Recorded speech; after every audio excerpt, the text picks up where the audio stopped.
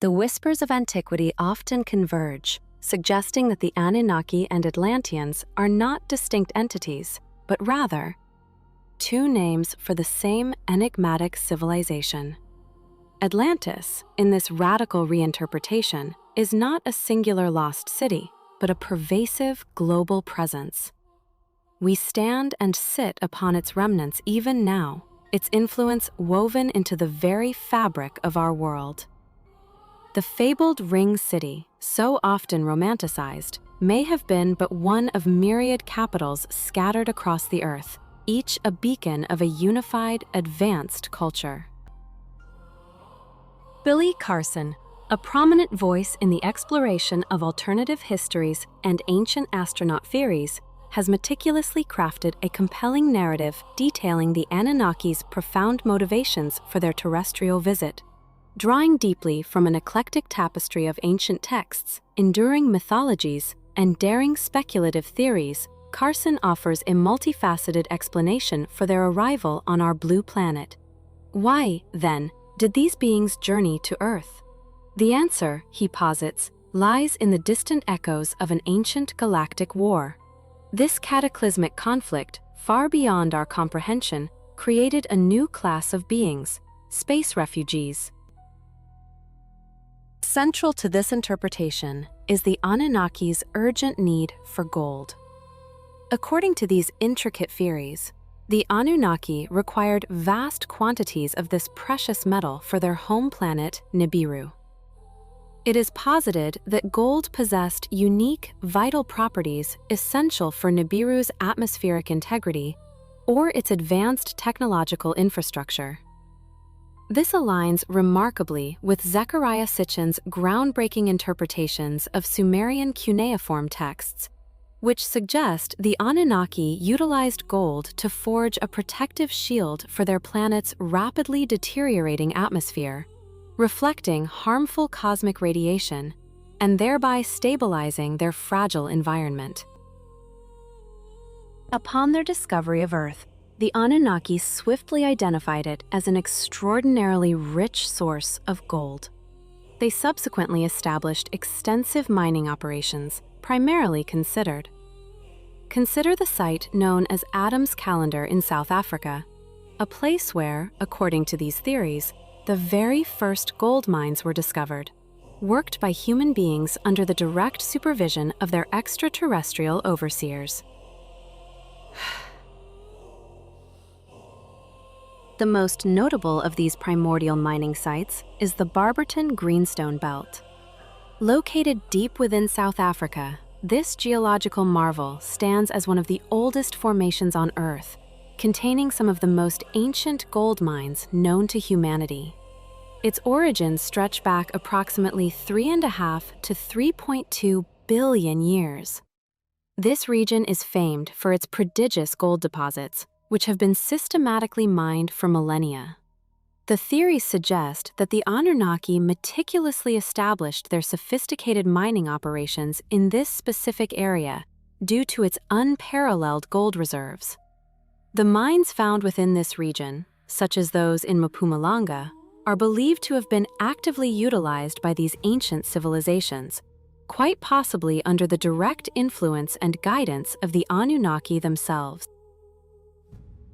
What truly captivates about these alleged extraterrestrial visitors is their appearance. They are not the stereotypical diminutive green figures adorned with antennae. Instead, they are described as remarkably similar to us, indistinguishable in form. An example of these ancient mines, shrouded in mystery and history, is the Ngwenya mine. Deep within the ancient, rugged landscapes of Eswatini, formerly known as Swaziland, lies a site of profound historical and anthropological significance, the Ngwenya mine. It is not merely a mine. It is considered by many to be one of the world's oldest, a silent testament to an almost unimaginable past. Archaeological evidence unearthed from this remarkable location suggests that mining activities here date back more than 43,000 years. Imagine the sheer scale of time, stretching back to an era when modern humans were just beginning their journey across the globe. What compelled beings, so distant from our understanding, to delve into the Earth with such determination? Controversial theorists, however, propose a far more audacious explanation. They suggest that such incredibly of gold extraction operations orchestrated by enigmatic entities known as the Anunnaki. This is where history, myth, and speculative science converge, painting a picture that challenges our conventional understanding of humanity's origins. Initially, according to these theories, the Anunnaki themselves bore the immense burden of this arduous mining work. These beings, often described in ancient Sumerian texts and interpreted by modern proponents of the theory, were said to possess not only advanced technology far beyond our current comprehension, but also extraordinary physical capabilities. Their strength, endurance, and perhaps even their very physiology allowed them to undertake the monumental and inherently dangerous task of extracting precious gold from the planet's crust. Yet, even for beings of such purported advancement, the relentless, laborious, and profoundly hazardous nature of the mining process soon revealed itself as a significant, indeed, an overwhelming challenge. The subterranean depths were unforgiving, the air thick with dust, the constant threat of collapse, the sheer physical toll of chipping away at rock for millennia. These harsh conditions and the intensive, unceasing labor required for sustained gold extraction prompted the Anunnaki to seek alternative, more sustainable solutions to maintain their operations. Their mission, whatever it truly was, could not be abandoned. Faced with the undeniable need to alleviate the demanding physical labor, the Anunnaki, it is theorized, explored a spectrum of alternatives before ultimately resorting to what would become one of the most pivotal and controversial acts in this narrative: the creation of a new, purpose-built labor force through sophisticated genetic engineering. Among these initial alternatives, advanced automated machines and tools were certainly considered, and perhaps even deployed.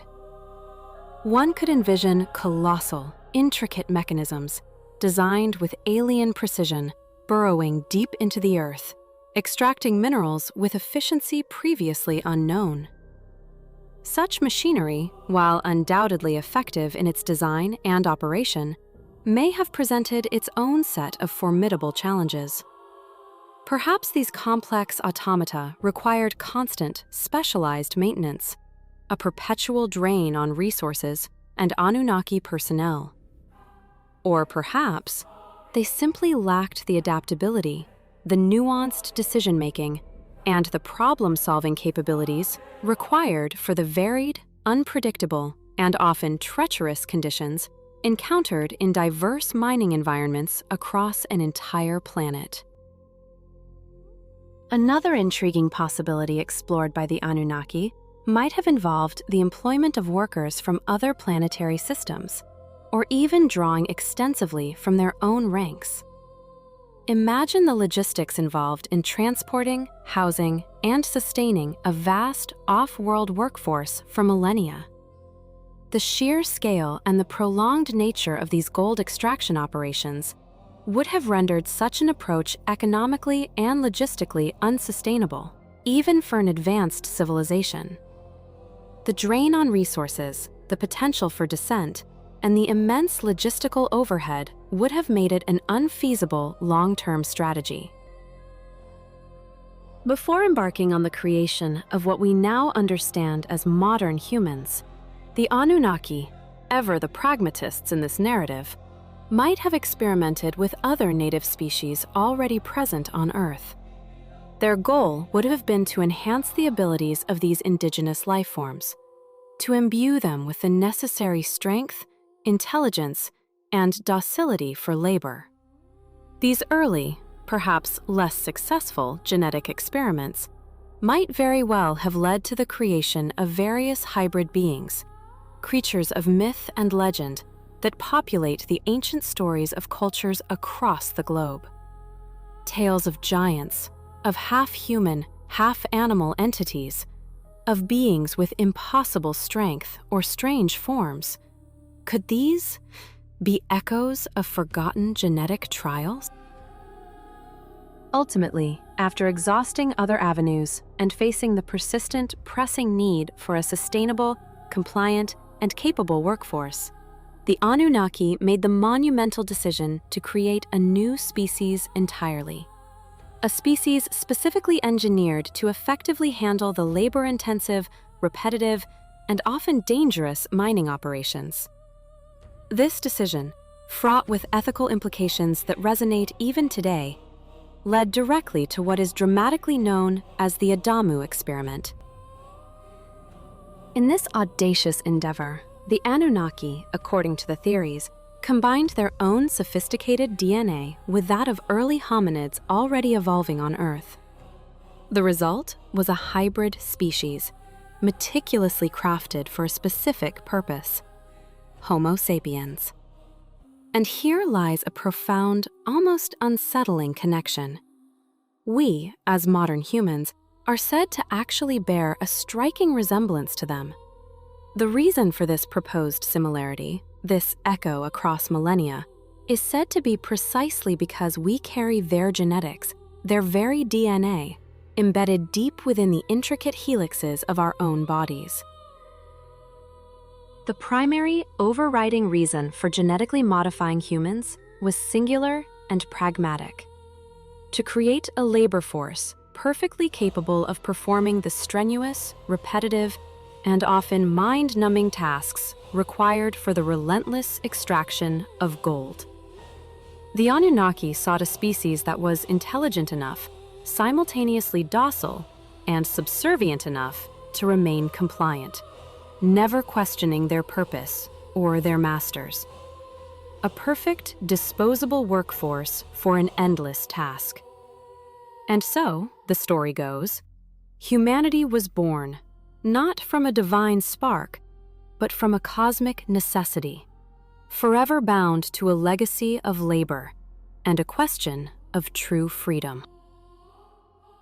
Across the vast expanse of cosmic history, a singular ambition took root among the Anunnaki: to engineer a species capable of serving their complex needs on a nascent Earth. Their audacious vision involved a precise genetic fusion, blending their own advanced DNA with the robust, unyielding essence of early hominids. The objective was clear: to forge beings endowed with the extraordinary physical endurance and innate adaptability characteristic of Earth's indigenous life forms, yet simultaneously infused with the profound intelligence and sophisticated technological acumen inherent to the Anunnaki themselves. This monumental undertaking, chronicled in ancient texts and whispered through millennia, became known as the Adamu experiment. Its primary goal was the deliberate creation of the first humans, figures we now recognize as Adam and Eve, conceived not as divine progeny, but as a meticulously designed labor force. This profound narrative echoes, with an astonishing extraterrestrial twist, the very Genesis story found within our own biblical traditions. The term Adamu itself, resonating through the ancient Sumerian cuneiform, denotes this inaugural man, crafted by the divine hands of the god Enki and the goddess Ninmah, later known as Ninhursag. These powerful deities, interpreted through a modern lens, were in essence pioneering Anunnaki scientists, conducting a series of intricate genetic experiments with an unwavering focus to cultivate a human workforce perfectly suited to their demanding requirements. The initial forays into this genetic frontier were fraught with uncertainty. The Anunnaki's early experiments involved the painstaking process of combining their own sophisticated genetic material with that of various indigenous species inhabiting Earth. These preliminary attempts, however, yielded a litany of failures, and only partial successes. The resulting prototypes, though perhaps possessing fragments of the desired traits, invariably fell short. Some lacked the requisite intellectual capacity to comprehend complex directives. Others failed to exhibit the necessary physical capabilities for strenuous labor. Still others proved too recalcitrant, lacking the docility essential for an effective and manageable workforce. It was a period of intense frustration, a testament to the immense complexity of life itself. The Anunnaki's demands for their envisioned workforce were extraordinarily specific and non-negotiable. They required beings intelligent enough to not only grasp, but also meticulously execute intricate instructions, often concerning highly specialized tasks. The primary objective, the relentless mining for gold, was an endeavor of immense physical intensity, demanding unparalleled strength and unwavering stamina. Therefore, exceptional physical endurance was not merely a desirable trait, but an absolute imperative. Furthermore, this nascent species needed to possess an inherent adaptability, capable of thriving across a spectrum of diverse environmental conditions, from the scorching heat of desert mines to the damp, claustrophobic confines deep within the Earth's crust.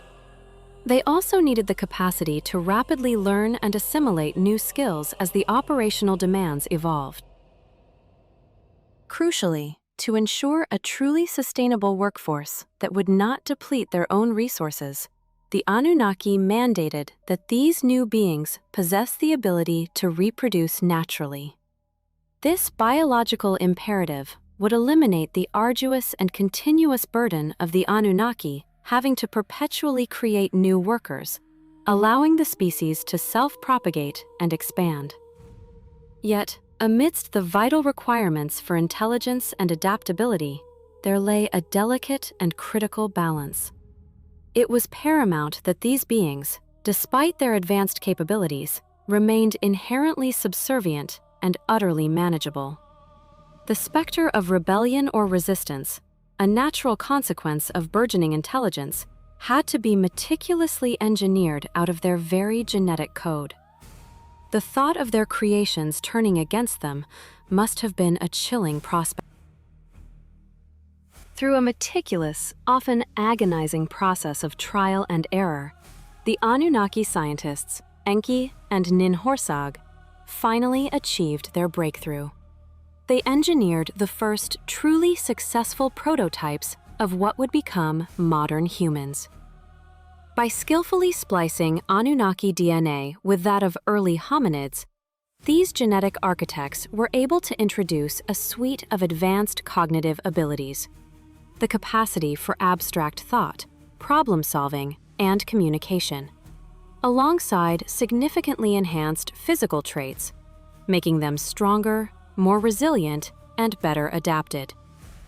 This profound genetic intervention was a deliberate act, aimed precisely at elevating the primitive hominids' inherent capabilities to meet the arduous and specific labor demands of the Anunnaki.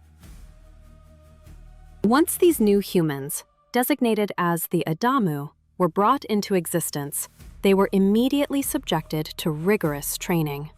This intensive regimen was designed to impart the specific skills and knowledge required for mining and other labor-intensive activities. They learned to identify valuable ores, operate rudimentary tools, and navigate the perilous subterranean environments. This comprehensive training ensured that they could perform their duties with maximum efficiency and minimal supervision. Beyond mere instruction, the Anunnaki scientists also meticulously integrated traits that promoted unwavering loyalty and an intrinsic subservience, weaving these behavioral predispositions directly into the fabric of their genetic makeup. They sought not just workers, but compliant, devoted servants. And so, humanity was born, a testament to an audacious extraterrestrial ambition. A species forged in the crucible of genetic engineering, designed for a purpose not of its own choosing. We carry within us, perhaps, the echoes of that ancient blueprint, a paradoxical legacy of both divine spark and intended servitude, forever bound to the complex question of our origins and the true meaning of our existence. From the deepest recesses of ancient lore emerges a narrative both profound and disquieting. The Anunnaki, an enigmatic race of extraterrestrial beings, are said to have engineered humanity itself. Their purpose, according to these compelling interpretations, was not divine benevolence, but pragmatic necessity. They crafted us, it is posited, to serve as a labor force, specifically tasked with the arduous extraction of gold, a precious element critically vital for their distant homeworld, Nibiru. This grand cosmic design ensured that the nascent human population remained compliant, never daring to challenge the supreme authority of their creators. This foundational premise opens a Pandora's box of profound questions concerning the long-term trajectory of human civilization. If our very genesis was rooted in resource acquisition, what then are the true implications for our collective future? Could the Anunnaki, after millennia of our unwitting service, truly return to claim their accumulated bounty? The very thought sends a shiver down the spine of conventional history. One prevailing theory suggests that the Anunnaki, despite their vastly superior technology, deliberately chose a more protracted, subtle approach to gold extraction. Rather than deploying their advanced machinery for a rapid, intensive mining operation, they opted for a strategy spanning thousands of years, entrusting the task to their newly fashioned human workforce. This decision, it is argued, could be predicated upon several compelling factors. Firstly, even for a civilization wielding interstellar capabilities, the sheer, colossal volume of gold embedded within the Earth's crust, distributed across diverse and often inaccessible geological formations, might have rendered swift, comprehensive extraction impractical. The logistical challenges, the energy expenditure, the potential for unforeseen planetary instability, these considerations could have outweighed the allure of immediate gratification. The process of mining gold, even in its most rudimentary forms, is inherently labor-intensive, demanding immense effort, skill, and time. It involves navigating complex geological strata, often deep beneath the surface, contending with rock formations that even the Anunnaki, with all their technological prowess, might have found cumbersome and inefficient to exploit directly and rapidly. Imagine the scale of such an undertaking, the endless crushing, sifting, and refining required to amass the quantities they supposedly sought. It was a task perhaps deemed more suitable for a self-replicating, adaptable species capable of enduring sustained physical exertion over countless generations. By creating humans and imbuing them with the fundamental skills and rudimentary knowledge necessary for gold extraction, the Anunnaki effectively established a self-sustaining, autonomous system. Humans, driven by their own evolving economic imperatives, their burgeoning cultural valuation of gold as a symbol of wealth and power, would continue to mine the precious metal.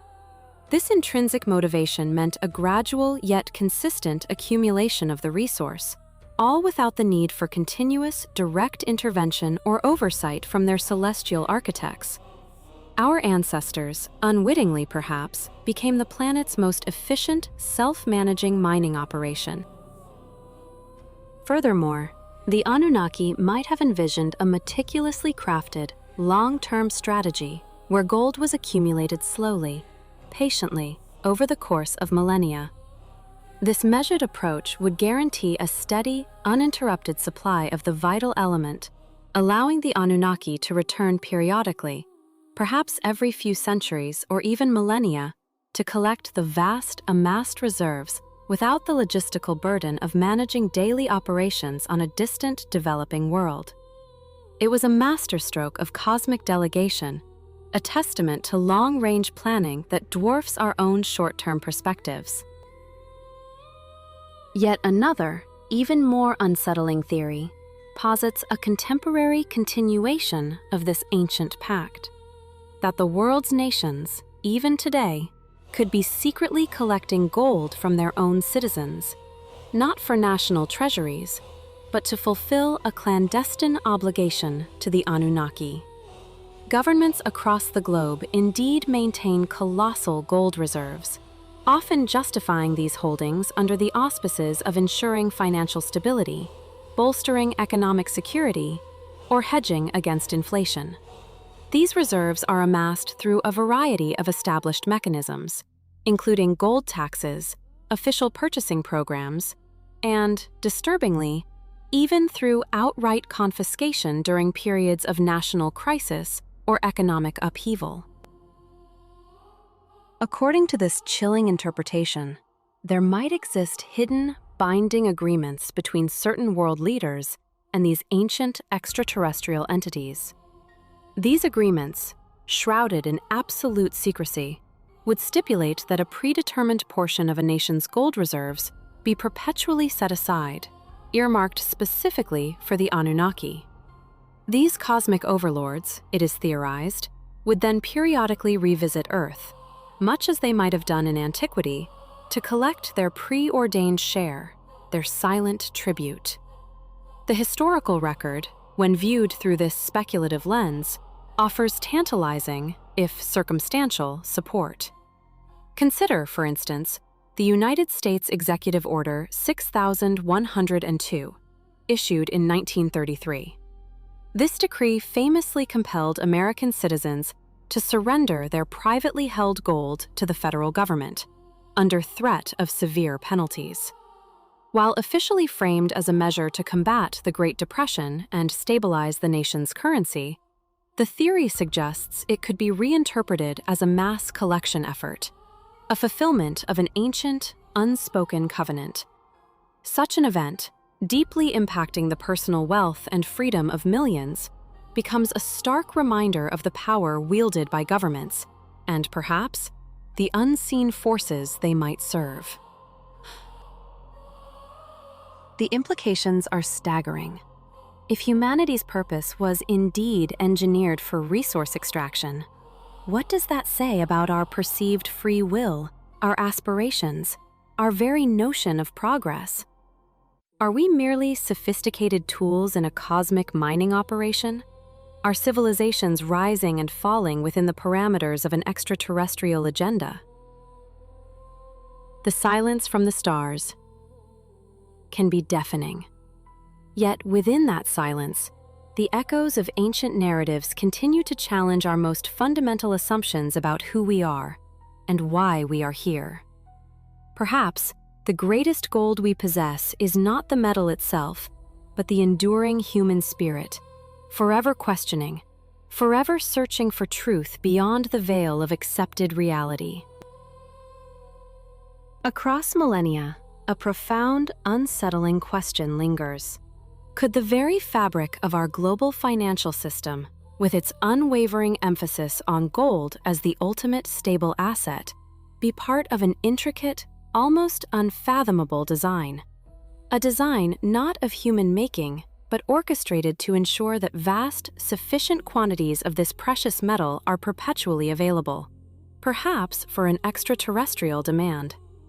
Such events, seemingly random fluctuations in the global economy, might well be interpreted as strategic moves within a broader, long-term plan to gather gold for the enigmatic Anunnaki. Consider the intricate web of central banks and powerful financial institutions that govern the flow of wealth across continents. Could they, unwittingly or otherwise, be complicit in a secret agenda, meticulously managing the world's gold reserves to meet these ancient, unearthly requirements? The sheer scale of global gold production, its accumulation in vaults beneath our cities, and its enduring value defy simple economic explanation when viewed through this speculative lens. It forces us to reconsider the foundations of our perceived reality, to question the very architects of our civilization. Now, imagine a world where the relentless march of time itself is not an immutable constant, but a malleable force, bending to an advanced understanding of physics and biology. A world where the stark boundary between life and death blurs into an indistinct haze, and the ancient human yearning for immortality is no longer a fantastical dream, but a carefully guarded secret, accessible only to a select few. This is the profound and compelling legend of Thoth, the mysterious, ibis-headed god of wisdom from the annals of ancient Egypt, a deity whose very existence challenges our linear perception of time and being. Thoth, revered as the divine scribe, the keeper of sacred knowledge, and the patron of magic, is said to have discovered the ultimate key to eternal life. Not through the ephemeral whispers of mysticism or the fleeting promises of spiritual enlightenment, but through methods so profoundly advanced, so utterly alien, that they utterly defy our modern understanding of science and technology. Could the ancient Egyptians, a civilization we still struggle to fully comprehend, have possessed access to technologies that remain far beyond our current grasp? Or is there something far deeper, far more revolutionary, hidden beneath the shifting sands of time, waiting to be unearthed?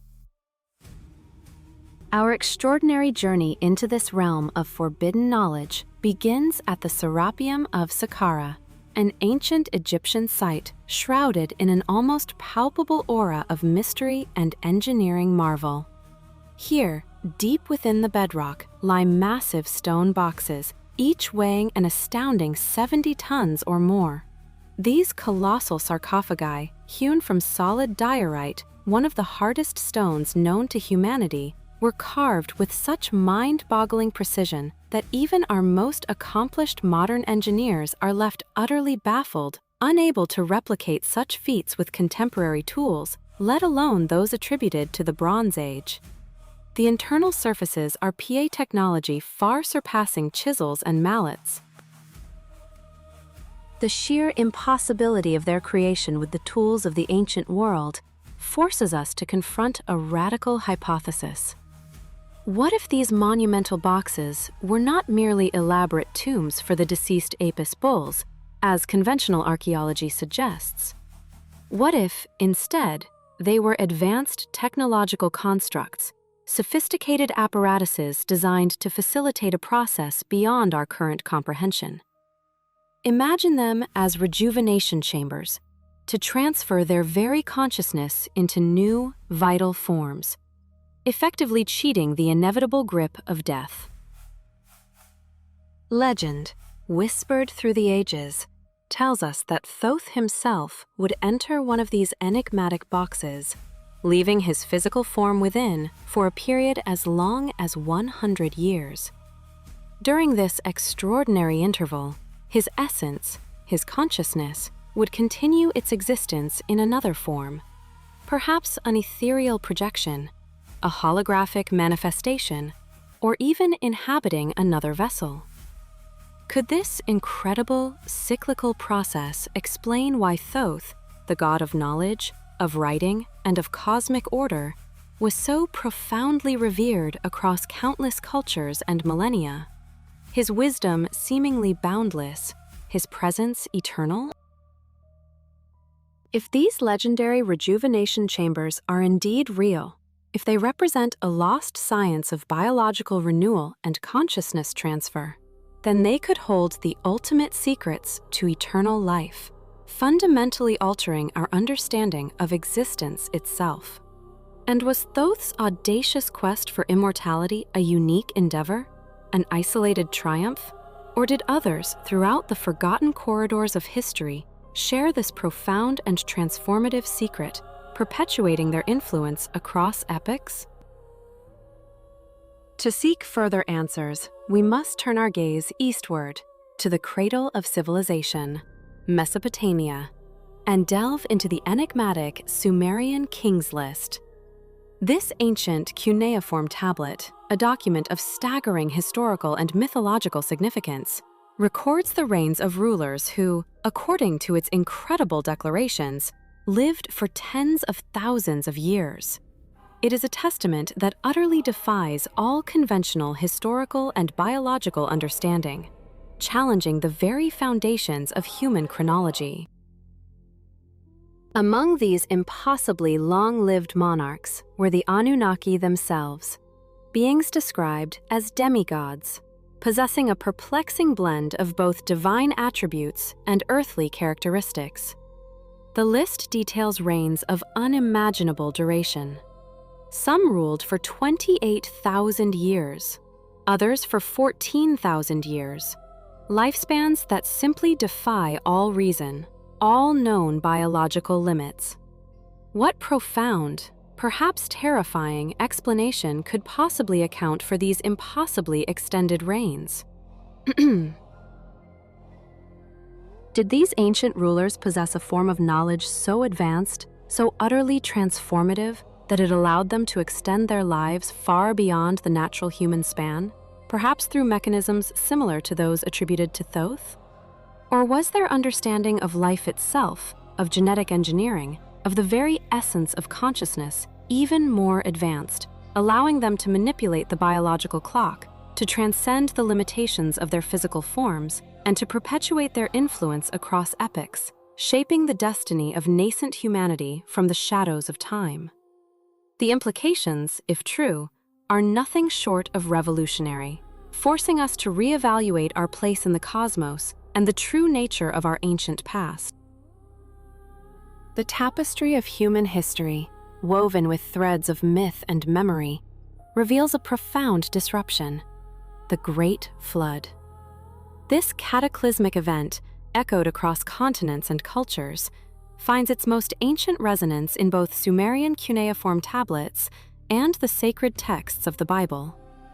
It describes not merely a deluge, but a cosmic reset, a violent rupture in the fabric of existence that forever altered the trajectory of humanity. Before this deluge, the Sumerian king list speaks of a lineage of antediluvian monarchs, rulers whose reigns stretched for astonishing, almost incomprehensible durations, tens of thousands of years. These were the mythical patriarchs, figures of immense power and perhaps even greater longevity, presiding over an era shrouded in mystery, a time when the boundaries between divine and mortal seemed far more permeable. Then came the flood, a global inundation, a cleansing fire of water that wiped the slate clean. When the waters receded and kingship was re-established upon the earth, a dramatic, undeniable shift had occurred. The reigns of the post-Diluvian kings, while still long by our modern standards, enduring for hundreds of years in some accounts, were but a mere fraction of their predecessors. The era of rule measured in millennia, let alone tens of thousands of years, was irrevocably over. Tanned dominion? Could it be that the Anunnaki, those enigmatic beings described in ancient Sumerian texts as the architects of early human civilization, the very ones who allegedly came from heaven to earth, decided to impose new limitations upon humanity and their chosen successors? The ancient narratives, though veiled in allegory, strongly imply that these new rulers, while still possessing a tangible connection to the divine, were no longer granted the gift of immortality. They were still touched by the gods, perhaps even divinely appointed, but their lifespans were now finite, their power circumscribed. This leads us to a truly unsettling proposition. Was the Great Flood not merely a natural disaster, but a deliberate, orchestrated reset of human civilization? A calculated intervention designed to control human potential, to prevent any single individual, or indeed any generation, from accumulating too much knowledge, too much power, or perhaps too much longevity?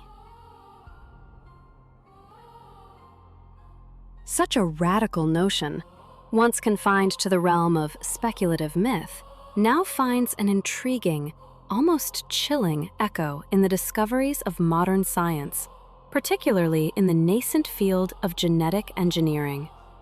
Today, we possess the tools to peer into the very blueprint of life, the human genome. And within this intricate code, scientists have identified a unique anomaly.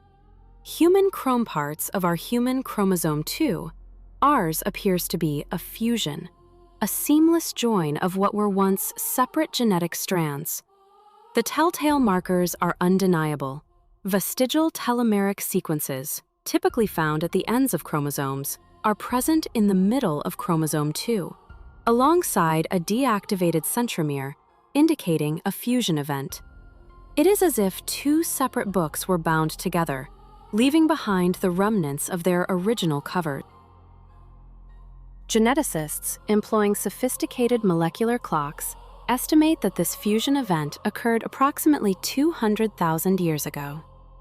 This timeline, remarkably, aligns with astonishing precision with the Sumerian accounts of the Anunnaki's direct involvement in the creation of humanity. The myths describe these beings as having mixed their essence with early hominids to fashion Homo sapiens, the black-headed people, to serve their needs. Could this chromosomal fusion be the indelible fingerprint of that ancient intervention? Is it evidence of a deliberate genetic modification, a foundational alteration to our very being? Were humans, in essence, bioengineered, not just as mere laborers, as the myths often suggest, but as subordinates, designed with specific inherent limitations? This line of inquiry compels us to ask an even more profound question. Could our very lifespan, the approximate 120 years that defines the outer limit of human existence, have been engineered as a fundamental form of control? Modern biological science offers a compelling mechanism for this limitation. Our chromosomes are capped by protective structures called telomeres. Once they degrade past a certain point, the cell can no longer divide effectively, leading to cellular senescence, the process of aging, and ultimately, death. It is a biological clock, ticking relentlessly within each of us. Intriguingly, the biblical book of Genesis, chapter 6, verse 3, declares with startling specificity, "My spirit shall not strive with man forever, for he is indeed flesh. Yet his days shall be 120 years." Could this ancient pronouncement be more than a mere prophecy or a moral decree? Could it be a direct reflection of a deliberate genetic tampering by these ancient gods? A pre-programmed expiration date embedded within our very DNA?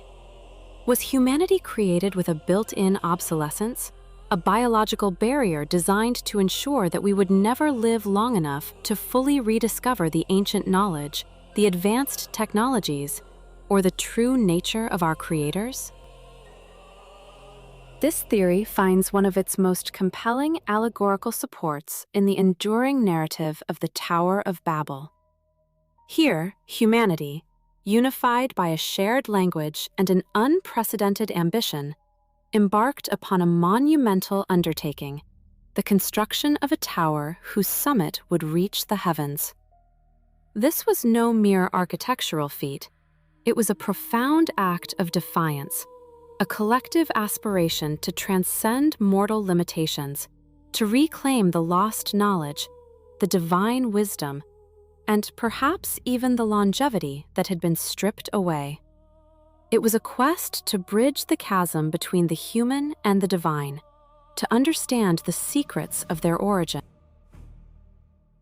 But their audacious efforts were abruptly halted. The texts identify the intervening deity as Yahweh, a figure often equated with Enlil in the Sumerian pantheon, a powerful, stern god who, according to these narratives, profoundly feared humanity's rapid advancement. Enlil, perceiving a threat to the established cosmic order, intervened decisively. He shattered their unity, confusing their languages and scattering them across the vast expanse of the earth. effectively dismantling their collective potential. More profoundly, and often overlooked in popular interpretations, the narrative ever again live long enough or accumulate enough continuous knowledge to mount such a formidable challenge to the authority of the gods. Thus, the Tower of Babel emerges as more than just a cautionary tale of human hubris. It becomes a pivotal moment in this grand narrative of control. Was it, in truth, a desperate, unified effort by humanity to reclaim its lost potential, to unlock the secrets of its own creation, and perhaps even to reclaim the extraordinary lifespans that were once our birthright? The echoes of these ancient stories, when viewed through the lens of modern science, suggest a profound and unsettling possibility that our very existence, our capabilities, and our limitations might be the enduring legacy of an ancient, deliberate design. And the question remains, what if the potential we seek to reclaim is not merely intellectual, but intrinsic to our very being, a birthright we were engineered to forget? Was our very genesis, the spark of human consciousness, deliberately suppressed by forces beyond our comprehension? Could it be that the tapestry of our entire history, from the dawn of civilization to the complexities of the modern age, has been meticulously shaped by a hidden agenda, a grand design orchestrated by beings often relegated to myth, such as the enigmatic Anunnaki? Have these powerful, unseen fly achieving our full, unbounded potential? Consider the fundamental aspects of our existence, our finite lifespans, the persistent societal divisions that fragment humanity, and the myriad languages that separate us. Are these not merely natural phenomena, but rather integral components of a long-term, intricate plan designed to keep humanity from rediscovering a profound, ancient knowledge, a legacy that could fundamentally alter our understanding of reality? As we meticulously piece together this sprawling ancient puzzle, we are confronted with a series of unsettling questions. Were we, in our very design, imbued with limitations, deliberately set to ensure our subservience? Could it be that the profound division of cultures, the deliberate fracturing of our collective memory, and the subsequent loss of invaluable ancient knowledge were all part of a calculated strategy, a grand design to meticulously control the trajectory of human progress? Or is there a forgotten history, a magnificent legacy waiting patiently to be rediscovered, a truth that could unlock the deepest mysteries of our origins, and perhaps fundamentally redefine our future? But what if these compelling narratives, these whispers from antiquity, are not simply myths, charming fables spun by primitive minds? What if they are, in fact, tantalizing fragments of a far larger, more intricate puzzle, a mosaic of truths that, when assembled, could offer profound, revolutionary insights into the hidden history of human existence itself? Let us return to the provocative idea of genetic manipulation. Modern science, with its ever-advancing tools, has indeed uncovered a unique anomaly within the human genome: chromosome 2. This particular chromosome exhibits a remarkable fusion, a joining of two ancestral chromosomes in a way that no other known species on Earth displays. This singular genetic event is believed to have occurred approximately 200,000 years ago, a timeline that aligns with an eerie precision to the Sumerian accounts detailing the Anunnaki's alleged creation of humankind, specifically for the purpose of labor. If this chromosomal fusion was not a random evolutionary accident, but rather a deliberate intervention, what are the profound implications for humanity? Could we have been engineered, our very biological blueprint altered, to serve the needs of an advanced extraterrestrial race wielding power and technology far beyond our current comprehension? here lies the truly unsettling question. Could we still be under this pervasive influence today, unknowingly bound by the genetic legacy of an ancient manipulation? As we continue to unlock the profound mysteries encoded within the human genome, are we perhaps on the very precipice of rediscovering knowledge that has been deliberately hidden from us for countless millennia? Could telomerase, an enzyme once widely regarded as merely a natural limitation to cellular replication, and thus to lifespan, actually hold the crucial key to extending human life far beyond what we have ever believed possible? And if that is the case, are there still unseen forces at play, actively working to prevent humanity from truly rising to its full, magnificent potential? The elusive truth may be intricately hidden within the faded scripts of ancient texts, buried deep within unexplored historical archives, or perhaps, most profoundly, encoded within the very fabric of our own DNA. As we relentlessly continue to explore these profound mysteries, the once rigid lines separating myth, cutting-edge science, and undeniable reality will inevitably begin to blur, dissolving into a singular, overarching narrative. The ultimate question remains: are we, as a species, truly ready to confront and embrace such a monumental truth? At first glance, a simple carved symbol of what appears to be a handbag on an ancient artifact might seem utterly unremarkable, a mundane detail easily overlooked by the casual observer. But take a deliberate step back, allow the context to settle, and the mystery dramatically deepens. This very same enigmatic handbag symbol appears with astonishing consistency across the globe. From the ancient Sumerian tablets depicting their sky gods to the colossal megalithic structures of Göbekli Tepe, predating written history, and even etched into the stone carvings of distant Mesoamerican civilizations separated by vast oceans and millennia, the symbol persists. What does this ubiquitous motif signify? Is it merely a coincidence of artistic representation?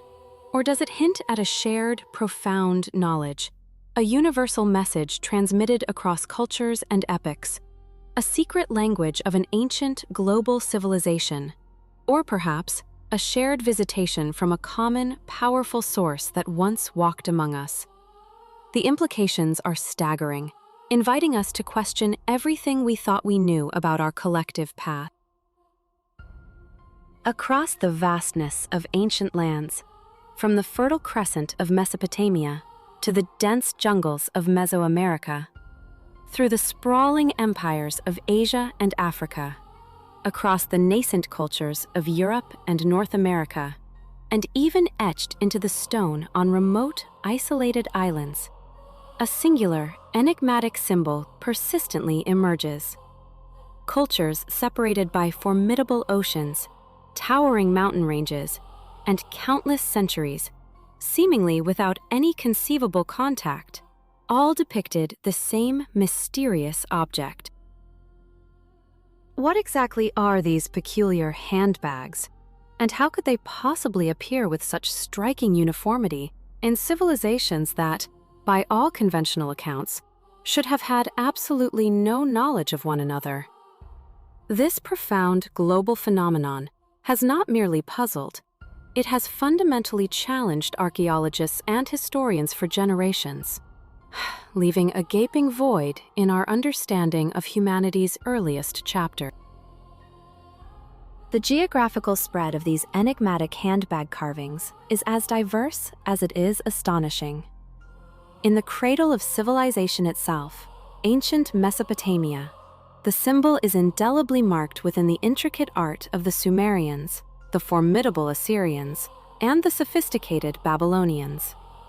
Their ziggurats and stelae, testaments to their advanced societies, quietly hold this enduring mystery. Journeying across the vast, untamed ocean, We find its unmistakable presence in the monumental art of the pre-Aztec and pre-Maya Olmec cultures, the enigmatic progenitors of Mesoamerican civilization, and among the ancient tribes inhabiting the lush regions of Veracruz.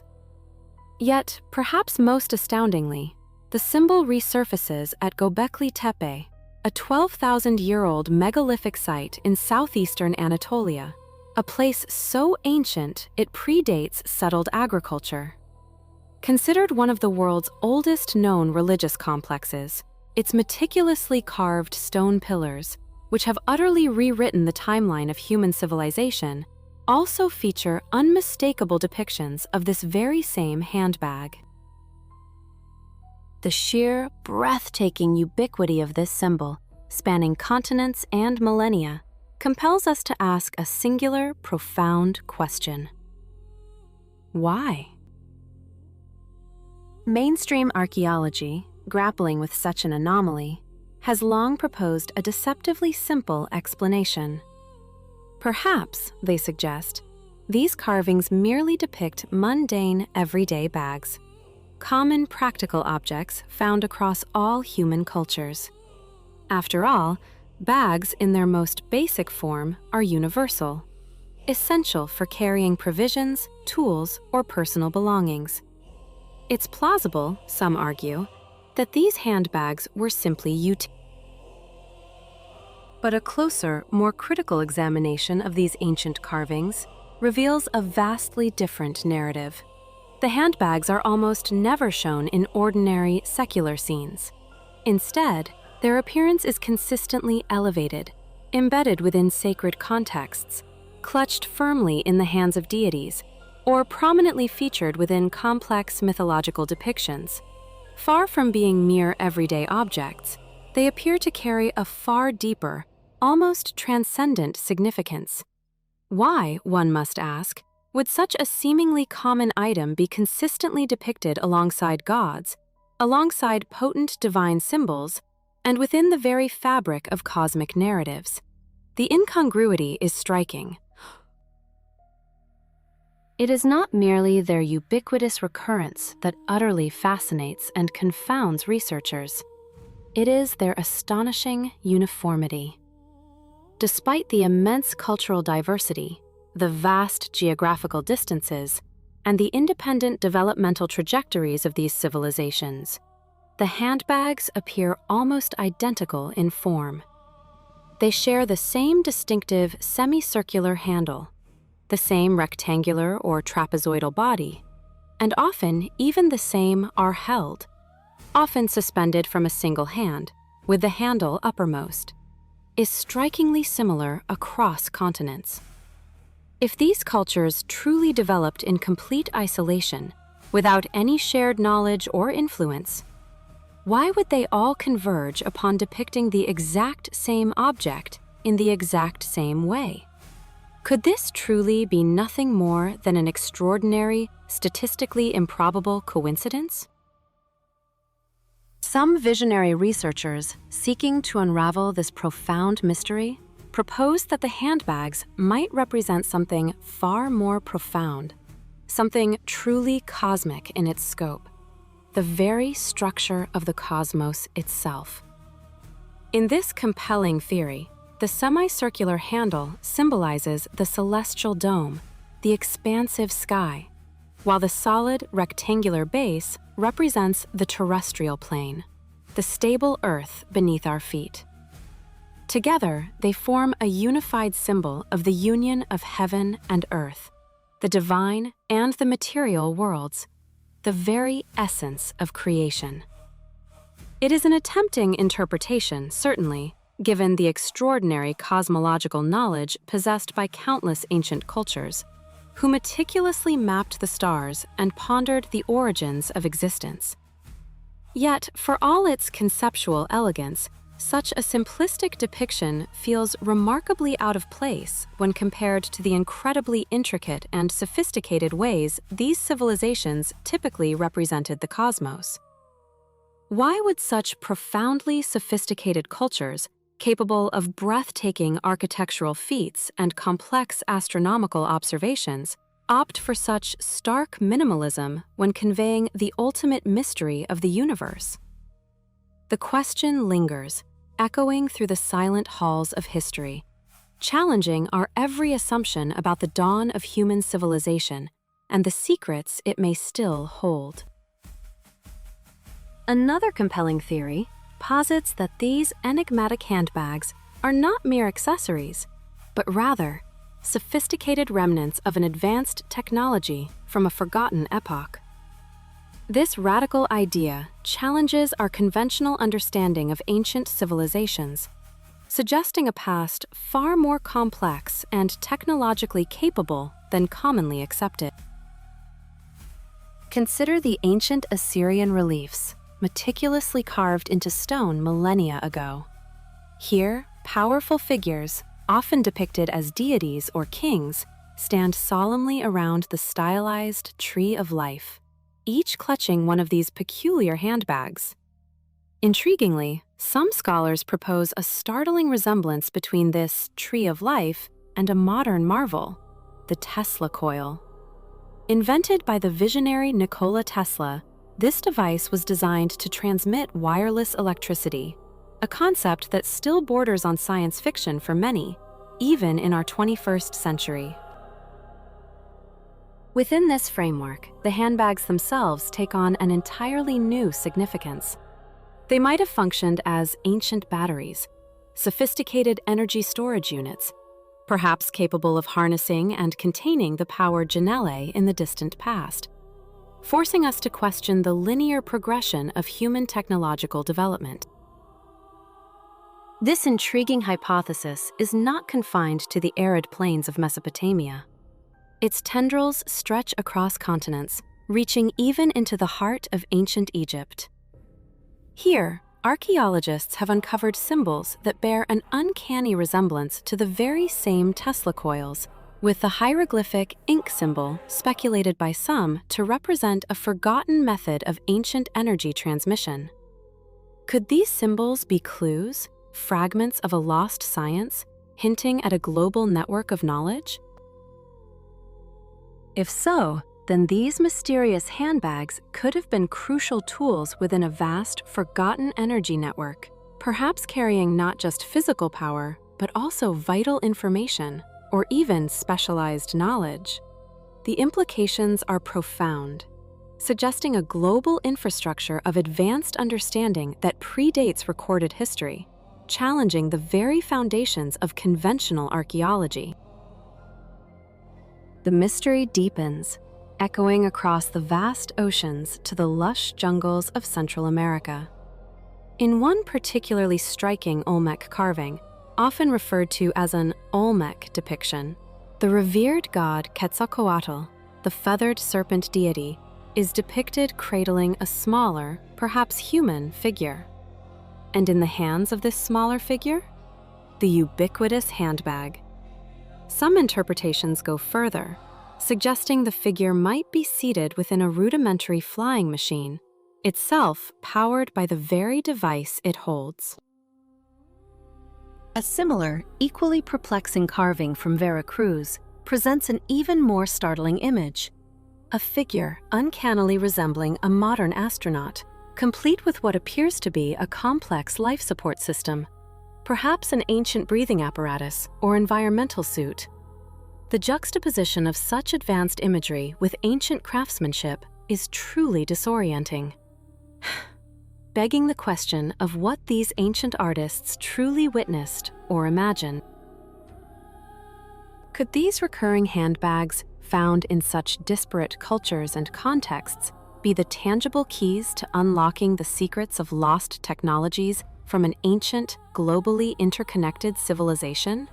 The question hangs heavy, challenging the very foundations of archaeological consensus and urging us to consider alternative narratives for humanity's distant past. Yet, there is another profound theory, one that subtly weaves these disparate carvings and artifacts together, offering a different, yet equally compelling interpretation of their enduring presence. The handbags, some believe, are not containers of physical power, but rather symbolic vessels representing the sacred transfer of divine knowledge. In this view, their material function is secondary to their profound spiritual significance, serving as emblems of enlightenment and wisdom. Crucially, it is not merely the handbags themselves that command our attention, but rather the identity of those who are depicted holding them. Across an astonishing array of cultures, these enigmatic objects are consistently portrayed in the hands of gods, ancestral spirits, or figures directly linked to the foundational myths and the very genesis of civilization itself, suggesting a shared understanding of their symbolic weight. Returning to the Assyrian reliefs, the figures clutching these handbags around the Tree of Life are not just present. They are often depicted as divine patrons, symbols of creation, and the repository of sacred wisdom. In their other hand, these same figures frequently hold pine cones, a symbol long associated with enlightenment, spiritual awakening, and the activation of the third eye, a concept deeply embedded in esoteric traditions worldwide. The pine cone, with its striking resemblance to the human pineal gland, has for millennia been considered by many esoteric traditions and ancient cultures to be the very seat of spiritual consciousness, a gateway to higher perception and cosmic understanding. Could these intricate carvings be depicting divine beings, celestial teachers perhaps? Meticulously passing down profound sacred knowledge to nascent humanity, guiding their spiritual and intellectual evolution? Similar profound depictions resonate across the globe. In the ancient temples of India, the mysterious handbag is prominently displayed before Shiva, the formidable Hindu deity of creation, preservation, and transformation, a god who embodies the cyclical nature of existence and divine wisdom, holding the power to both destroy and renew. Journeying further east to the vibrant archipelago of Indonesia, the familiar handbag appears once more, this time in the hands of Pange, a revith as a bringer of wisdom and essential knowledge to his people, guiding them from a state of primordial ignorance towards enlightenment and societal order. These extraordinary figures, spanning continents and millennia, share an undeniable common thread.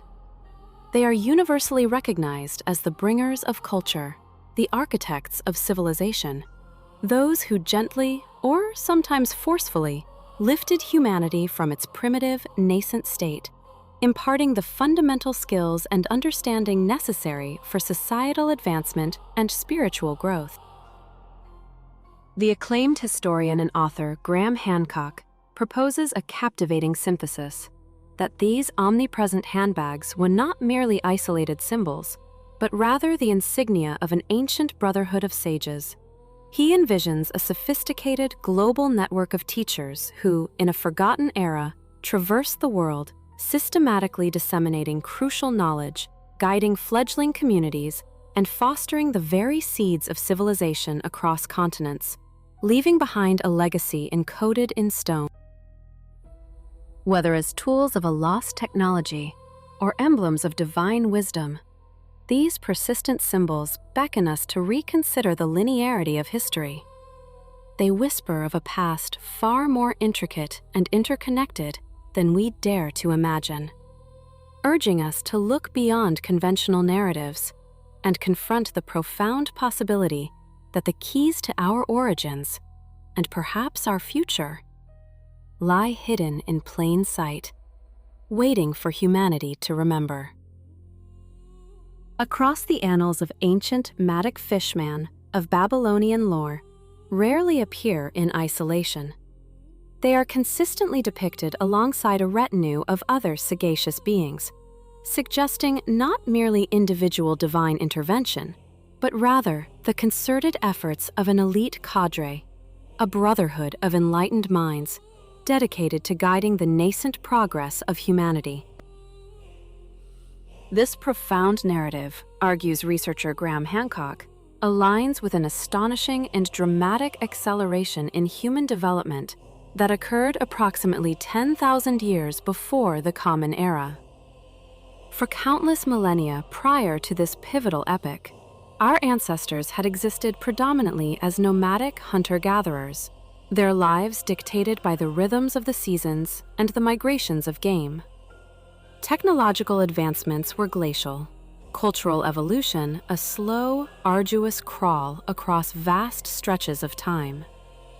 Yet then, with a suddenness that defies conventional archaeological explanation, humanity experienced what appears to be an overnight transformation. Complex agriculture emerged, fostering settled communities and the dawn of civilization. The intricate systems of writing began to coalesce, allowing for the unprecedented transmission and preservation of knowledge. And the mastery of metalworking, a monumental leap, provided tools and weapons that would forever alter the trajectory of human endeavor. Hancock posits that this breathtaking leap may not have been the gradual, organic outcome of natural evolution, but rather the deliberate, strategic intervention of these very ancient sages, who, possessing advanced understanding, systematically imparted their profound knowledge to a receptive, if primitive, humanity. One of the most compelling, and indeed, profoundly intriguing pieces of physical evidence supporting Hancock's audacious theory lies buried deep within the Anatolian plateau of modern-day Turkey, the megalithic site of Göbekli Tepe. Dating back to an astonishing 9,600 years before the Common Era, Göbekli Tepe predates the invention of pottery, writing, and even the wheel. It stands as one of the oldest known religious complexes on Earth, a monumental testament to sophisticated engineering and abstract thought from a period conventionally considered primitive. Among its intricately carved megaliths, depicting a menagerie of animals and enigmatic symbols, the curious handbag motif appears once again, echoing its presence across disparate ancient cultures thousands of miles apart. Could Göbekli Tepe have served as a clandestine gathering place for these ancient knowledge-bearers? A sacred nexus from which the seeds of civilization were meticulously sown and then dispersed across the vast expanse of the globe? The very thought challenges our foundational understanding of history. Hancock further speculates that these enigmatic sages may have been the last remnants of a long-forgotten, highly advanced civilization. A civilization utterly annihilated in a catastrophic global cataclysm. Perhaps the very deluge described with chilling consistency in both biblical accounts and the ancient Mesopotamian epics, such as the Epic of Gilgamesh. According to these enduring legends, a handful of survivors, the custodians of a lost world's wisdom, managed to carry their invaluable knowledge across the devastated lands, establishing new civilizations and guiding humanity out of the ashes of a forgotten age. In this profound context, the recurring handbag symbol could transcend mere iconography. It could represent the literal transfer of this sacred, foundational knowledge, the very tools, perhaps even the philosophical tenets, of a clandestine brotherhood that painstakingly laid the intellectual and spiritual groundwork for the modern world we inhabit today. As the investigation into these profound mysteries continues, the enigma only deepens, layers of time peeling back to reveal more questions than answers. Could these ubiquitous handbags truly represent the passing of divine knowledge, a celestial gift bestowed upon mankind? Or were they, perhaps, symbolic tools to access lost technologies, echoes of an advanced science now beyond our current comprehension? Do they reflect a shared cosmological belief, a unified understanding of the universe held by disparate ancient cultures separated by vast oceans and continents? While definitive answers remain frustratingly elusive, These enigmatic carvings, these silent witnesses from a forgotten past, unflinchingly challenge everything we thought we knew about the ancient world, compelling us to reconsider the very origins of human civilization itself. Shifting our gaze to another corner of the ancient world, nestled along the rugged southwestern coast of modern-day Turkey, lies the region known as Lycia. This captivating land is framed by an imposing topography of towering mountainous terrain, dense, impenetrable forests, and sheer, precipitous cliffs. Such formidable natural barriers not only rendered Lycia remarkably difficult to access for millennia, but also played a crucial role in preserving its rich, distinct cultural identity. This profound geographical isolation meant that Lycia developed somewhat independently of its more accessible neighbors, cultivating a unique historical footprint, a singular tapestry of traditions and advancements that remained largely untouched by external influences until European explorers, driven by curiosity and a thirst for discovery, quite literally stumbled upon its forgotten wonders. The first tantalizing accounts of Lycia's mysterious ruins began to surface during the 18th century, a period of burgeoning enlightenment and global exploration.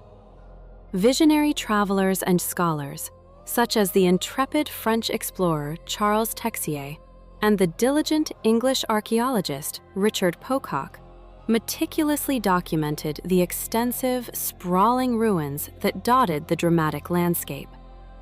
Their journals and drawings spoke of colossal, rock-cut tombs carved directly into sheer cliff faces, grand, intricately decorated saws, testifying to a sophisticated, powerful civilization lost to the mists of time.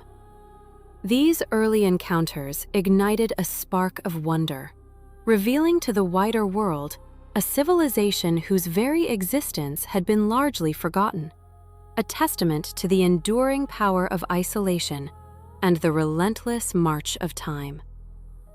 Yet, even in their rediscovery, these ruins whispered of a past far more complex, far more interconnected than conventional history dared to imagine. Across millennia, the whispers of forgotten cultures have often found their way to us, not through direct communication, but through fragmented tales and enigmatic ruins. Their very existence, once shrouded in myth, eventually sparked a wave of profound curiosity, setting the stage for more focused, systematic explorations into the past. Yet, as we strive to understand these echoes from antiquity, a sobering question arises. If we, in our modern era, wished to transmit vital information to a distant future, say 10,000 years hence, merely committing it to paper would be an act of profound folly. Consider the immense chasm of time, the shifting sands of language, and the inevitable decay of materials. How then can we ever be certain that our carefully crafted script, our symbols, our very concepts would remain readable, comprehensible, or even relevant to a culture so far removed from our own? The challenge is immense, perhaps insurmountable, highlighting the inherent fragility of human knowledge and its transmission across vast temporal landscapes. It was into such an enigmatic landscape that Charles Fellows, an intrepid English archaeologist, ventured in the year 1838. His expedition marked a pivotal turning point in what would become known as Lycian studies, initiating the painstaking process of uncovering the past of this remarkable, yet then largely unknown civilization. Fellows was not merely a curious traveler. He was a man driven by the compelling allure of fascinating tales, local legends, ancient texts, and the scattered accounts of earlier European visitors, all hinting at a region rich with extraordinary, untouched ruins. With a methodical approach that was remarkably advanced for his era, Fellows undertook a systematic exploration of the rugged terrain. He meticulously mapped the area, charting its contours and documenting countless archaeological sites with an almost obsessive attention to detail. His work transcended mere identification.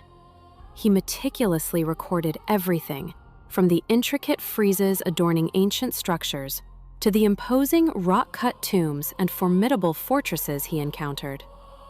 This comprehensive documentation offered the nascent academic world its first truly holistic glimpse into the remnants of Lycian society, revealing not just structures, but the very fabric of a forgotten people. This thorough, almost exhaustive documentation proved absolutely crucial. It served as the primary conduit for introducing Lycian civilization to the broader European academic community, igniting scholarly interest and paving the way for further investigation. Ultimately, Fellows' pioneering efforts led directly to the first official archaeological excavations, conducted under the prestigious auspices of the British government, a testament to the recognized significance of his discoveries. Yet, as we delve into the annals of history, another critical issue demands our attention: the inherent bias when established archaeology positions itself as the sole arbiter of what constitutes valid evidence. This stance, while seeking to maintain rigor, can sometimes inadvertently dismiss or overlook anomalies, creating an intellectual barrier to the possibility of lost civilizations whose narratives do not align with prevailing paradigms. It is a delicate balance between skepticism and openness, between established knowledge and the potential for revolutionary discovery. Through Fellows' dedicated and tireless efforts, the breathtaking wonders of Lycia were, for the first time, brought into the international limelight. His work unveiled a civilization that had not only mastered the art of monumental construction, but had done so in profound harmony with its challenging, often dramatic landscape. The Lycian people, inhabiting a region characterized by towering mountains plunging into the Azure Sea, developed unique architectural solutions, often carving their cities and necropolises directly into the living rock, integrating their built environment seamlessly with nature itself. During his extensive explorations, Charles Fellows unearthed several profoundly significant sites, each continuing to shed invaluable light on the ancient civilization of Lycia. Among these, the city of Xanthos stands as a monumental testament to the pinnacle of Lycian culture. Once its flourishing capital, Xanthos captivates with its unparalleled funerary architecture, structures that narrate tales of a society steeped in rich traditions, profound spiritual beliefs, and sophisticated artistic expression. Among its most celebrated structures is the Nereid Monument, an elaborate and exquisitely detailed tomb dating from around 400 BC. It derives its name from the graceful sea nymphs, or Nereids, whose exquisite figures adorn its friezes. The monument's detailed bas-reliefs, depicting a complex interplay of humans and gods, vividly illustrate a cosmopolitan blend of distinct Lycian and Hellenistic artistic styles. This fusion makes Xanthos an unparalleled treasure trove for historians. Boasts the evocative ruins of an acropolis, silent witnesses to its strategic importance, alongside several later Byzantine churches, and a series of unique pillar tombs, each offering a vivid, if sometimes perplexing, glimpse into the layered past of this remarkable place. Indeed, our past is not a neatly organized library. It is a vast, often contradictory archive. There remain numerous unexplained issues, anomalies that simply do not fit within the established narratives currently taught by the very systems designed to illuminate our history. These gaps, these lingering questions, serve as potent reminders of the vast expanses of human history that remain undiscovered or misinterpreted. Moving eastward, we encounter Tlos, another jewel in Lisha's archaeological crown. This formidable city is renowned for its extensive, often multi-chambered, rock-cut tombs and a remarkably well-preserved acropolis. Perched majestically atop a steep hill, the Acropolis of Tlos commands breathtaking panoramic views of the surrounding valley, embodying both the strategic acumen and the aesthetic sensibilities of its ancient inhabitants. As we stand before these silent stones, these enduring monuments carved from the very earth, we are compelled to confront the profound mystery of human endeavor across time. What ambitions drove these people? What wisdom did they possess? And what lessons, if any, can we glean from their grand, yet ultimately fragile, attempts to leave an indelible mark upon the world? The past, it seems, is not merely a chronicle of events, but a mirror reflecting our own persistent quest for meaning, a relentless echo of civilizations that, in their fleeting brilliance, remind us of our own transient place in the grand tapestry of existence. Perched dramatically on a formidable rocky outcrop, the Acropolis of Tlos commanded an unparalleled strategic vista, offering sweeping views across fertile plains and distant mountain ranges. For millennia, it served not merely as a settlement, but as an impregnable fortress, its very geology dictating its defensive prowess through successive epochs. From the earliest Lycian inhabitants who carved their indelible mark into its living rock, through the Roman expansion that reshaped its contours with imperial ambition, to the Ottoman era where its ramparts stood testament to centuries of shifting power, this citadel remained a constant, a sentinel overlooking the ebb and flow of history. Its layers of occupation whisper tales of sieges and triumphs, of cultures clashing and coalescing, each leaving behind a distinct architectural signature that archaeologists painstakingly decipher today. Within the sprawling ruins of this ancient city, one of its most captivating narratives intertwines deeply with myth, the legend of the hero Bellerophon. According to the ancient lore, it was here, or within the immediate vicinity of this powerful city, that Bellerophon, a figure of immense courage and divine favor, achieved the impossible feat of taming the magnificent winged horse, Pegasus. This legendary partnership allowed him to conquer the fearsome Chimera, a fire-breathing beast that terrorized the Lycian lands, a striking relief depicting this very mythical scene. Bellerophon astride Pegasus, soaring through the heavens, a testament to his heroic deeds. This powerful imagery, carved into the very stone of his final resting place, profoundly highlights the fascinating and often inseparable intermingling of profound myth and deeply held mortuary traditions within the rich tapestry of Lycian culture, where heroes ascended to a near-divine status even in death. Tlos itself was a vibrant metropolis, a testament to Lycian ingenuity and Roman influence, featuring a plethora of architectural wonders that underscored its significance as a pivotal cultural and administrative hub. An expansive ancient theater, meticulously carved into the hillside, once resonated with the voices of thousands, hosting dramatic performances and communal gatherings, its acoustics still remarkable even in ruin. Nearby, the remnants of opulent Roman baths speak volumes of a sophisticated urban lifestyle, a place for social interaction, hygiene, and intellectual discourse, reflecting the widespread Romanization of the region. A grand stadium, though now largely overgrown, once bore witness to athletic contests and public spectacles, embodying the competitive spirit and communal life of its inhabitants. These structures, far from being mere buildings, were the pulsating heart of a thriving society, facilitating everything from civic governance to spiritual rituals.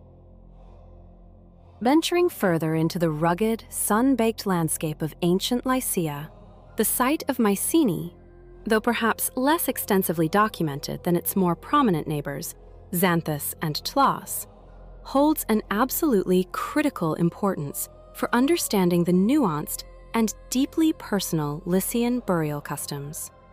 Here, the landscape is punctuated by a remarkable concentration of intricately carved tombs, each one a unique architectural feat, a testament to the skill and artistry of its creators. These aren't just mere burial chambers. They are vivid canvases for rich narrative reliefs and profound inscriptions, meticulously etched in the distinctive Lycian language. These ancient texts, often challenging to decipher, are invaluable linguistic treasures, providing unparalleled insights into the intricate social structures, the complex legal frameworks, and the everyday lives of the Lycian people.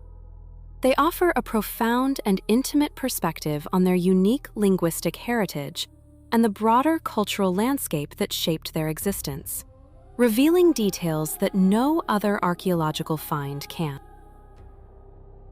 Each of these magnificent sites, whether newly discovered or meticulously studied by dedicated fellows and archaeologists over generations, continues to offer invaluable, almost breathtaking insights into the ancient world. They peel back the layers of time, slowly revealing the astonishing complexity and the profound richness of Lycian society, a civilization that, for centuries, thrived at the crossroads of empires. When one delves into the ancient burial practices of the Lycians across sites such as Xanthus, Tlos, and Mycenae, a truly fascinating and stark contrast emerges when juxtaposed with the monumental funerary traditions of ancient Egypt's Valley of the Kings. Both regions, separated by vast distances and distinct cultural trajectories, are renowned globally for their elaborate tombs, each meticulously designed to honor the deceased and ensure their passage into the afterlife. Yet, beneath this superficial similarity, they embody profoundly different architectural styles and, more significantly, radically divergent cultural philosophies regarding death, remembrance, and the relationship between the living and the dead. The Valley of the Kings, nestled within the sun-scorched cliffs on the west bank of the Nile, with its labyrinthine subterranean tombs, was conceived and crafted with a singular purpose: to prepare the pharaohs and high-ranking nobles for their perilous journey into the afterlife, meticulously separating the sacred realm of the dead from the mundane world of the living.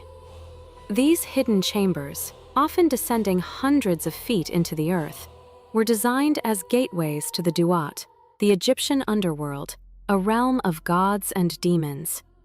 Their walls are famously adorned with intricate hieroglyphs and vibrant paintings, including extensive tectective spells for the deceased king, mapping out his journey through the perilous night and ensuring his rebirth with the rising sun. The very act of burial was one of concealment, a profound effort to isolate the deceased for their otherworldly transformation.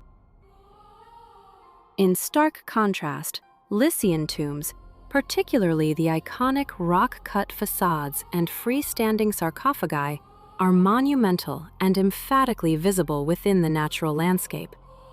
They often perch dramatically on cliffsides, overlooking the very communities the deceased once inhabited, or stand as proud, solitary sentinels in fields and along ancient roads. This architectural choice signifies a fundamentally different approach to death and remembrance. For the Lycians, the dead were not to be hidden away in a separate, otherworldly realm. Rather, they remained an integral, visible part of the community's everyday life. Their tombs were not merely final resting places, but enduring monuments, constant reminders of ancestors, lineage, and the continuity of life and death, visible and seamlessly integrated within their immediate environment, a perpetual dialogue between past and present. It was the pivotal explorable Lycian sites to the broader attention of the Western world, but also secured crucial interest and much-needed funding from esteemed institutions such as the British Museum.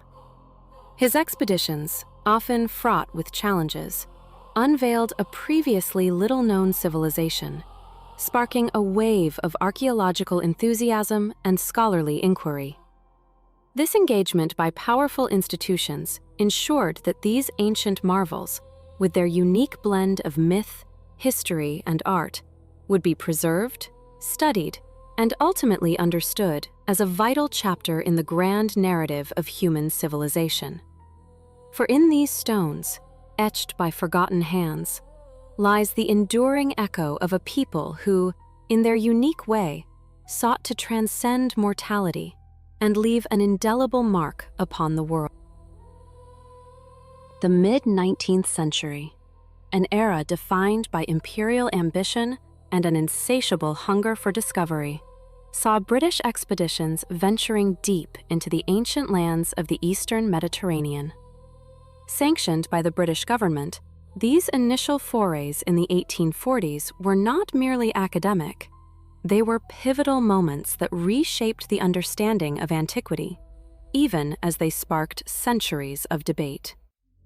Among the most significant outcomes was the transportation of a staggering array of artifacts, including monumental pieces from the Nereid monument back to England. These colossal stone fragments, once part of a grand Hellenistic tomb from ancient Xanthos, were meticulously dismantled, crated, and shipped across vast oceans. Their destination? The British Museum, a burgeoning repository of global heritage. Here, these newly acquired treasures would become central exhibits, transforming public perception of ancient civilizations.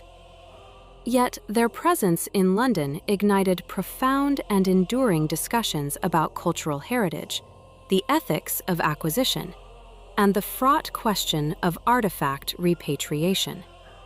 A dialogue that continues to resonate across the globe, even today. The man at the heart of many of these early expeditions was Charles Fellows. His meticulous observations and daring adventures were chronicled in his seminal work, An Account of Discoveries in Lycia. This publication was far more than a mere catalogue of findings. It offered unprecedented insights into the potential connections between the enigmatic Lycian script and the foundational elements of the early Greek alphabet. Such a revelation hinted at a rich and dynamic cultural interchange, a constant flow of ideas, goods, and people between the Lycians and their Greek neighbors, providing a far deeper understanding of their intricate interactions than previously imagined. Indeed, the discoveries unearthed in Lycia filled significant, long-standing gaps in our comprehension of the Eastern Mediterranean's historical dynamics during antiquity. They unveiled a civilization that, while undeniably under the colossal influence of both the Greek and Persian empires, managed to forge a remarkably unique identity. This distinct Lycian character was not a rejection of these powerful external forces, but rather a masterful integration, a testament to their resilience and ingenuity. They absorbed, adapted, and then re-expressed, creating a cultural and political framework that was at once familiar in its borrowings and profoundly individual in its execution. The architectural legacy of Lycia stands as a particularly fascinating testament to the region's unique identity and its complex historical interactions. Among the most striking features of this enduring heritage are the Lycian funerary monuments, particularly the rock-cut tombs that so beautifully blend indigenous traditions with external influences. These monumental expressions of grief and reverence, carved directly into the living limestone cliffs that punctuate the Lycian landscape, represent an enduring dialogue between the sacred and the earthly. They are not merely tombs, they are declarations of status, belief, and an unyielding connection to the ancestral land. Intricately sculpted, these tombs often take the form of small temples, echoing the grand sacred architecture of the Greeks, or strikingly mimic traditional Lycian wooden houses, complete with detailed pediments, robust columns, and elaborate reliefs. The styles clearly reflect both Greek and Persian influences, yet they consistently maintain distinctive Lycian characteristics, portraying a society that was remarkably receptive to external ideas, while simultaneously fiercely preserving its independence and cultural core. Consider the house-type tombs, for instance. These replicate, with astonishing fidelity, the facades of Lycian wooden homes. They feature pseudo-beams meticulously carved into the stone and gabled roofs that precisely echo the domestic architecture of the era. This choice speaks volumes about the Lycian reverence for the home, even in the context of death, suggesting a profound belief in continuity and the enduring importance of family and lineage. On the grander side, the temple-type tombs directly imitate Greek temples, complete with their intricate Ionic or Doric columns and richly decorated friezes. These structures illustrate, in stone, the depth of the cultural exchange between the Lycians and the Greeks, showcasing a sophisticated appreciation for Hellenic artistic principles. A prime example of this architectural marvel, a structure that continues to inspire awe, is the tomb of Amyntas. Located in modern-day Fethiye, it dates back to the 4th century BC, a period of intense cultural dynamism. This tomb stands out for its sheer grand scale and its exquisitely detailed design, resembling a temple facade with 2 majestic Ionic columns supporting a large, imposing pediment. To stand before it, carved high into the cliff face, is to confront the enduring power of a civilization that, through its art and architecture, sought to immortalize its unique place in the ancient world. It is a silent sentinel, a testament to human ambition, belief, and the relentless march of time, reminding us that even in death, cultures find ways to speak across millennia. From the sun-baked crags of ancient Anatolia, a testament to human ingenuity emerges, etched into the very landscape. The monumental pediment and the intricately carved tombs within a single chamber stand as enduring witnesses to the exquisite Lycian craftsmanship, a mastery born from an intimate understanding of the region's abundant limestone. This isn't merely construction, it is a dialogue with the earth itself, where skilled artisans transformed raw stone into narratives of life and death, power and piety. Their tools, though simple, yielded results of astonishing precision, shaping the intractable rock with a finesse that speaks across millennia. Above one such doorway, an inscription, rendered in the distinctive Lycian script, unequivocally identifies the tomb as the eternal resting place of Amyntas, son of Hermogeos. This seemingly simple declaration provides invaluable insights, not just into the personal identities of the deceased, but into the intricate social structures that governed ancient Lycia. It speaks of lineage, of familial pride, and perhaps of the status that afforded such an elaborate burial. Each character etched into the stone is a whisper from the past, revealing a society that valued its ancestry and meticulously documented its prominent figures, allowing us to piece together a fragmented but compelling picture of their world. An intriguing and profound parallel can be drawn between these rock-cut tombs of Lycia and the renowned Nabatean city of Petra, nestled in the arid landscapes of modern-day Jordan. Both civilizations, separated by geography but united by an extraordinary vision, crafted elaborate structures directly into sheer rock faces. Their primary motivation was often the same: to create sacred spaces, whether as elaborate tombs for their elite or as awe-inspiring religious sites dedicated to their deities. The sheer audacity of carving entire facades from solid rock speaks volumes about their engineering prowess and their profound spiritual convictions. Yet, while Petra is globally celebrated for its monumental scale, its breathtaking treasury, and its harmonious blend of Eastern and Hellenistic architectural styles, a vibrant fusion of cultures, Lycian tombs typically present a more modest scale. This is not to diminish their significance. Quite the contrary. They are equally intricate in detail, often revealing a delicate artistry that speaks to a different kind of grandeur, one found in meticulous execution rather than overwhelming size. Petra's tombs are an integral part of a sprawling urban landscape, a city literally carved from stone, bustling with life and commerce. In stark contrast, Lycian tombs frequently stand as solitary monuments, starkly isolated within remote, dramatic cliff faces, silent sentinels overlooking vast, untouched vistas. This isolation imbues them with a unique, almost spiritual presence, a testament to individual remembrance rather than communal display. As archaeological excavations in the region persist, the focus is broadening beyond these iconic tombs.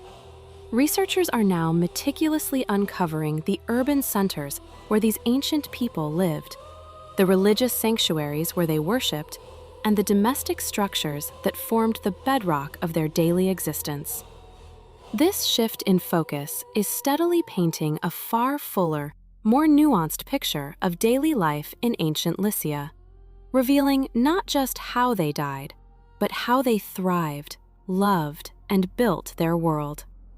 Concurrently, a vital race against time is underway. Ongoing efforts to preserve these deteriorating stone monuments, which are tragically vulnerable to both the relentless forces of environmental erosion and the often unwitting damage inflicted by human activity. The urgency of this preservation cannot be overstated, for each crumbling facade represents an irreplaceable loss of historical narrative. The continued study of Lycia is, in fact, reshaping fundamental historical narratives concerning the intricate interactions between the Greek and Persian worlds. Through its unique blend of artistic expression and political structures, Lycian culture emerges as a fascinating bridge between East and West. It demonstrates how a distinct identity could be forged and maintained, even amidst powerful, often conflicting, external influences. Lycia was not merely a recipient of cultural currents. It was an active participant, a crucible where diverse traditions met, mingled, and gave birth to something entirely new, a testament to the enduring human capacity for synthesis and adaptation.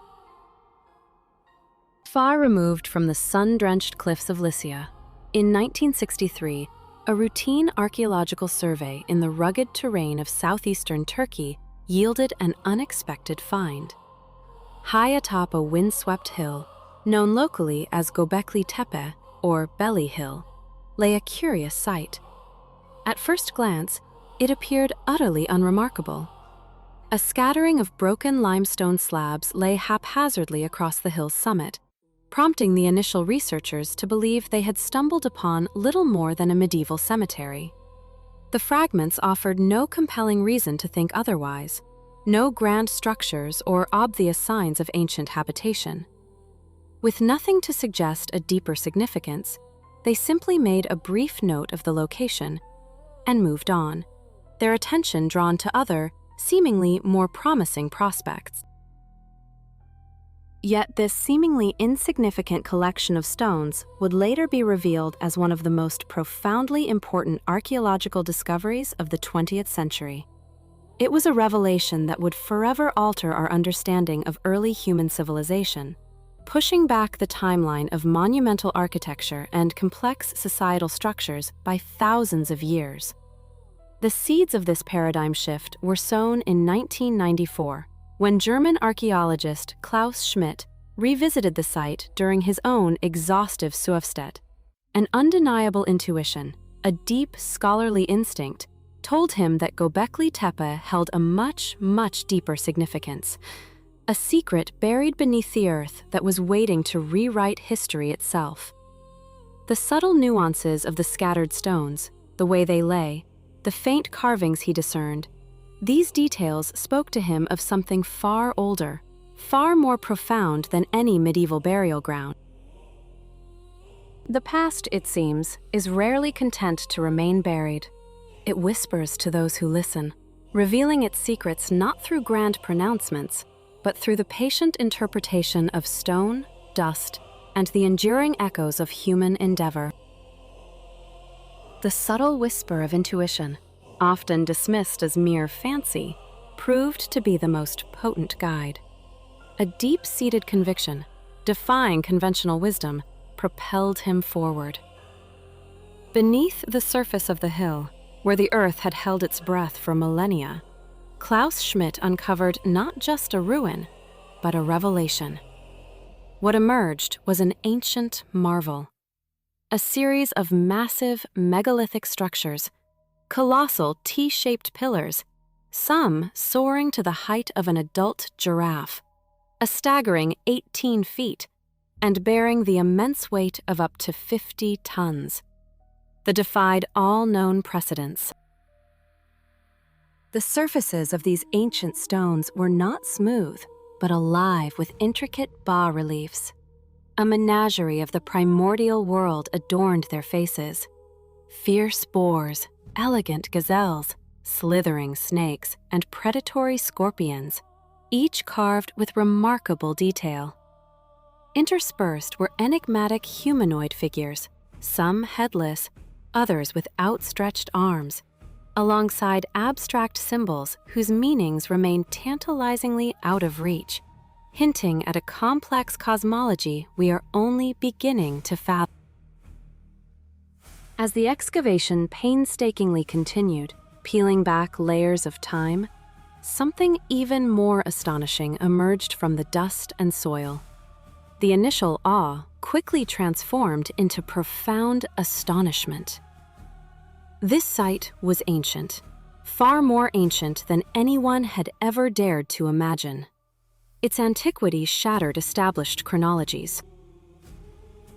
Through the meticulous science of radiocarbon dating, a technique that measures the decay of isotopes within organic matter, the true age of the site began to crystallize. The numbers were staggering. Between 9,600 and 8,200 years before the Common Era.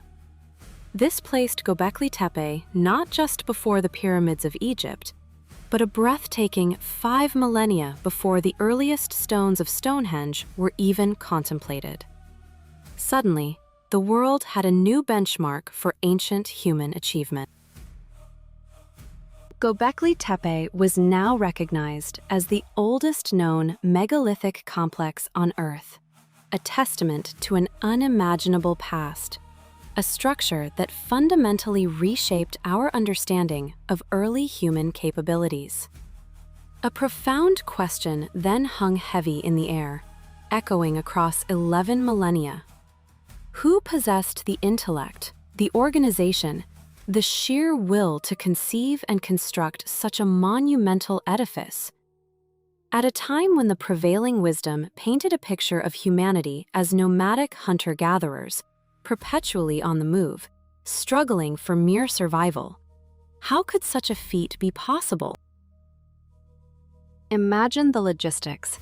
Without metal tools, without beasts of burden, without the wheel, how are these colossal stones quarried from distant sites, transported across rugged terrain, and then meticulously erected with such precision?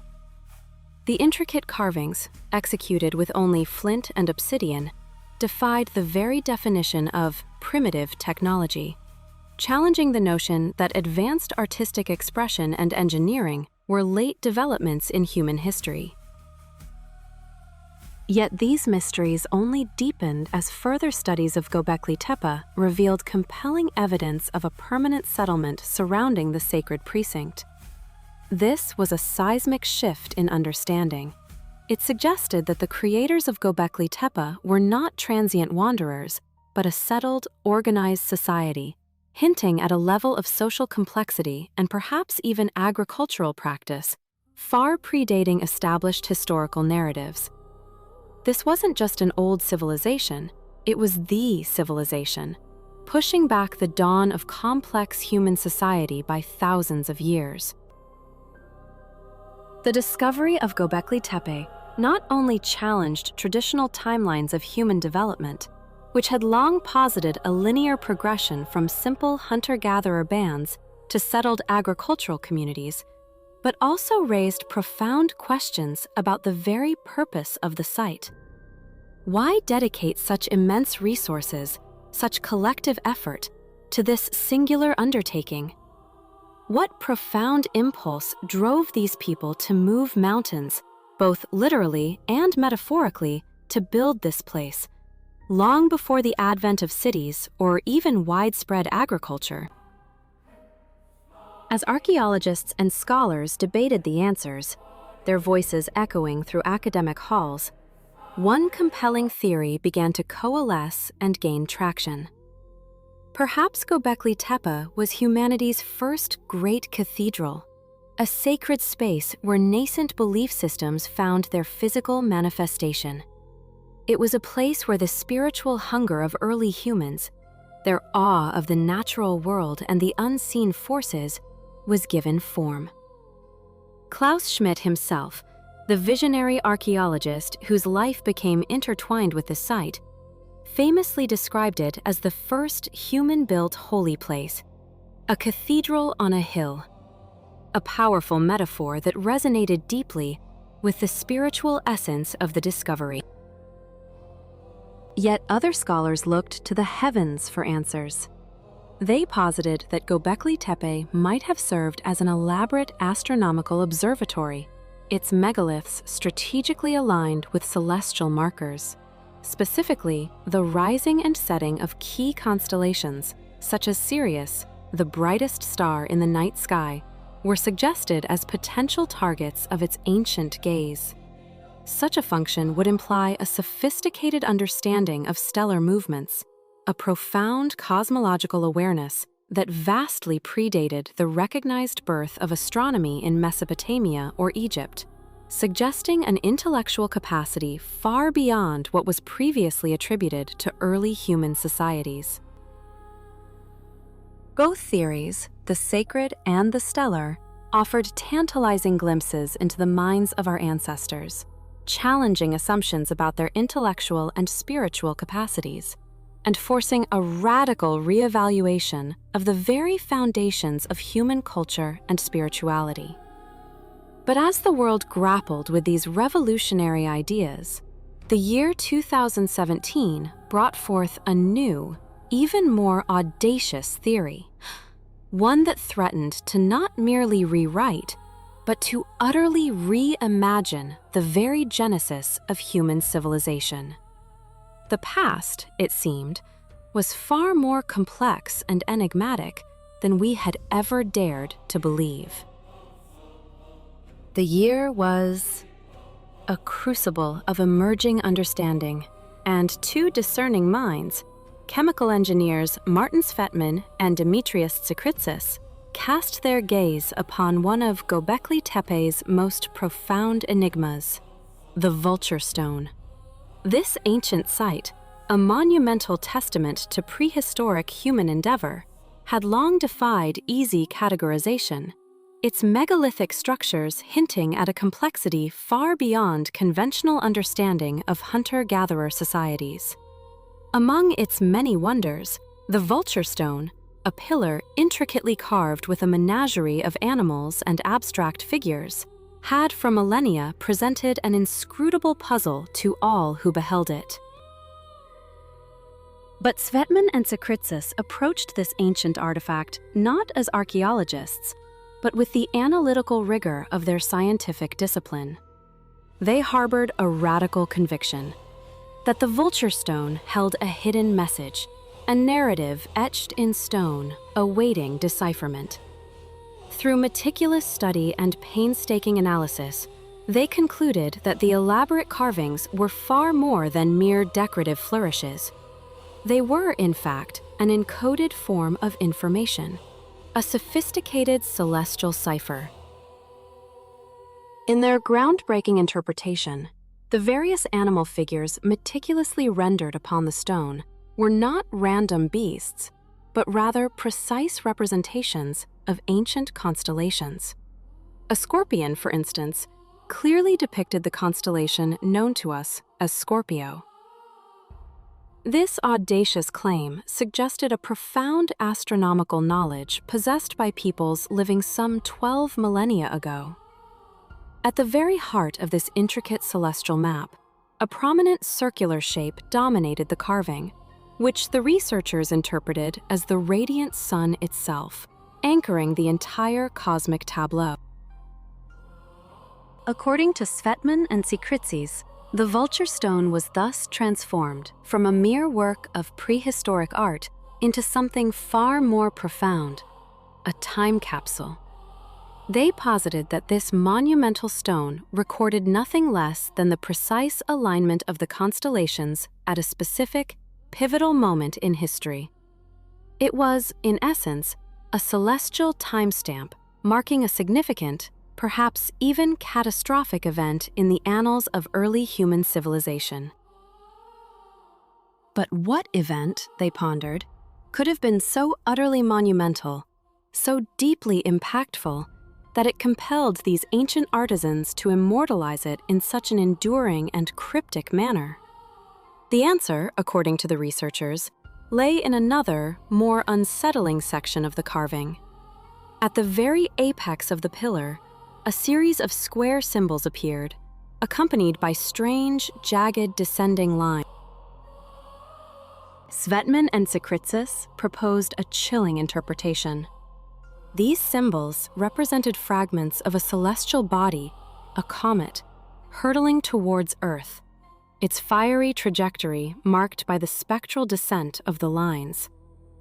And perhaps most disturbingly, depicted in the bottom right corner of the carving, was a figure of a headless man. This gruesome image, they argued, was not merely a symbol of death, but rather a stark, visceral representation of the widespread devastation, the societal collapse, and the profound loss of life wrought by this cataclysmic cosmic impact. Their seminal article, published in the esteemed journal Mediterranean Archaeology and Archaeometry, presented a hypothesis so bold, so challenging to established archaeological paradigms, that it reverberated through academic circles. The vulture stone, they asserted, was a direct, ancient record of one of Earth's most devastating prehistoric events, the Younger Dryas impact. The Younger Dryas itself was a period of sudden, brutal global cooling, a dramatic climatic reversal that gripped the planet for approximately 1,300 years, from roughly 12,900 to 11,600 years ago. During this epoch, Earth experienced profound and violent shifts in its climate, plunging much of the northern hemisphere into a renewed ice age. Geological records from this period paint a stark picture of planetary upheaval, evidence of colossal super tsunamis that scoured coastlines, widespread flooding that reshaped entire landscapes, massive wildfires that consumed vast tracts of forests, and the tragic extinction of numerous species, including much of the megafauna that had roamed the continents. For decades, the precise cause of this global catastrophe had remained a fiercely debated mystery among scientists. While various theories had been put forth, one of the leading, albeit controversial, hypotheses was that the Younger Dryas was triggered by a comet impact. This cosmic projectile, proponents argued, would have unleashed unimaginable kinetic energy upon Earth, vaporizing vast swaths of the ice caps that covered much of North America and propelling the planet into a chaotic, frigid abyss through a catastrophic feedback loop. If the interpretations of Svetman and Sikritsis are indeed correct, the implications are nothing short of staggering. It would suggest not only the existence of a highly sophisticated, astronomically aware civilization more than 12,000 years ago, an era conventionally understood as the dawn of primitive agriculture, but also that this civilization possessed the extraordinary capability to observe, comprehend, and meticulously record complex astronomical events with remarkable precision. It challenges our very understanding of human history, forcing us to reconsider the timeline of knowledge, the origins of complex thought, and the profound resilience of our ancient ancestors in the face of cosmic upheaval. What other secrets, one wonders, might still be hidden in plain sight, waiting for the right minds to unlock them? This raises a host of new questions, profound in their implications. Who were the builders of Göbekli Tepe? These architects of monumental stone, emerging from a world we once imagined as primitive. How did they possess such advanced knowledge, capable of astronomical alignments and intricate carvings, seemingly without the foundational technologies that define civilization? And why have they been absent from the pages of history for so long? Their existence challenging every established timeline of human development. The possibility that Göbekli Tepe contains a record of one of the most devastating events in human prehistory opens a new chapter in our understanding of early civilization, a narrative far more complex and cataclysmic than previously conceived.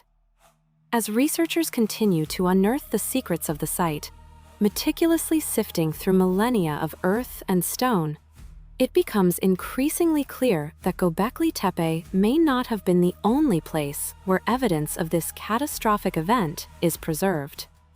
Indeed, it seems that the builders of Göbekli Tepe were not the only ones affected by the Younger Dryas event, that sudden, brutal reversal to glacial conditions that plunged the Earth into an ice age for over 1,000 years. In the rugged, ancient region surrounding Göbekli Tepe, another set of ancient structures provides compelling clues to humanity's desperate response to this global disaster. Turkey is home to a vast, sprawling network of underground cities, some of which stretch for miles beneath the Earth's surface, a labyrinthine testament to an unknown past. These vast subterranean complexes, such as those found beneath the lunar landscapes of Cappadocia, have long been a source of wonder and profound mystery, their sheer scale defying easy explanation. Archaeologists have long speculated about the true purpose of these incredible underground cities, debating whether they were used as temporary shelters during periods of intense warfare or as refuges from natural disasters. Yet, a more unsettling hypothesis has begun to gain traction. Some believe these cities may have been meticulously planned and constructed in direct response to the Younger Dryas event itself, serving as sanctuaries for those trying to escape the extreme climate conditions that ravaged the Earth during this period. A world suddenly gripped by relentless blizzards, plummeting temperatures, and a suffocating blanket of ice and snow. Intriguingly, the ancient religion of Zoroastrianism, one of the world's oldest known organized religions, may hold additional vital clues to this profound puzzle. Thought to have originated in the region of modern-day Iran, which shares a significant border with Turkey, Zoroastrianism's sacred texts, such as the ancient Vendidad, contain stories that bear a striking, almost uncanny resemblance to the events of the Younger Dryas. In the Vendidad, a man named Yima, a revered figure, is warned of an impending catastrophe, a severe winter that will cover the Earth in ice and snow, a deep freeze that threatens all life. In response to this dire prophecy, Yima is instructed to build a multi-level underground city, a colossal undertaking of unparalleled foresight. Within this vast subterranean refuge, he is commanded to gather 2,000 human couples and every kind of animal, a living ark designed to preserve biodiversity against the encroaching desolating future of humanity and the natural world through the unimaginable catastrophe unfolding above ground.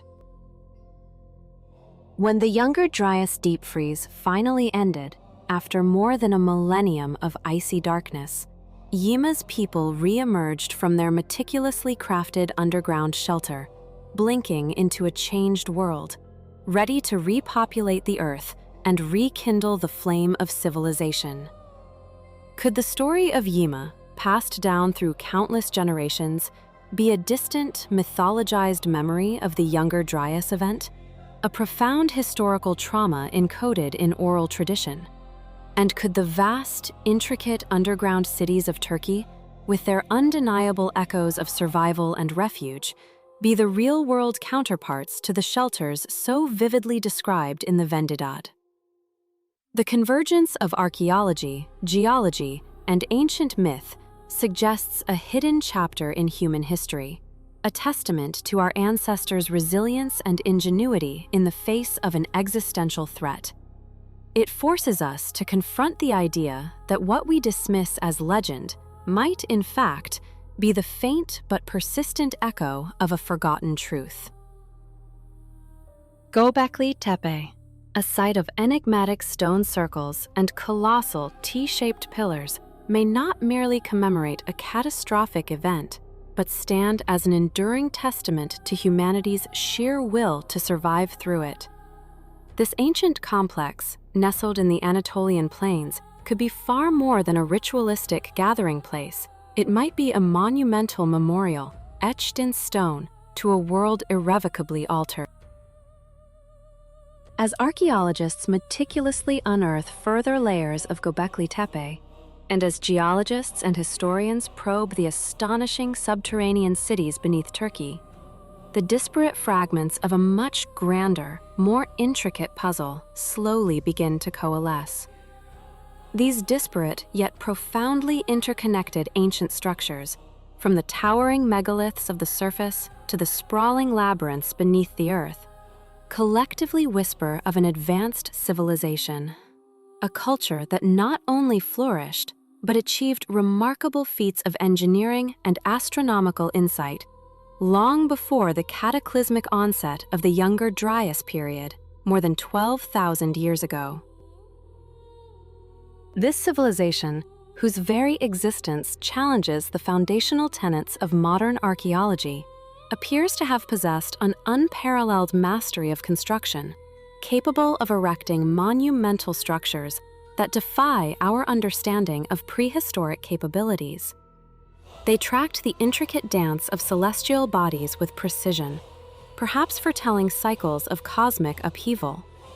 Crucially, they developed the ingenuity and resilience required to endure and even thrive in the face of cataclysmic global events. Yet, for reasons that remain stubbornly shrouded in the mists of antiquity, this sophisticated culture vanished from the annals of conventional history, leaving behind only these cryptic, often bewildering traces. The implications of these burgeoning discoveries are nothing short of revolutionary.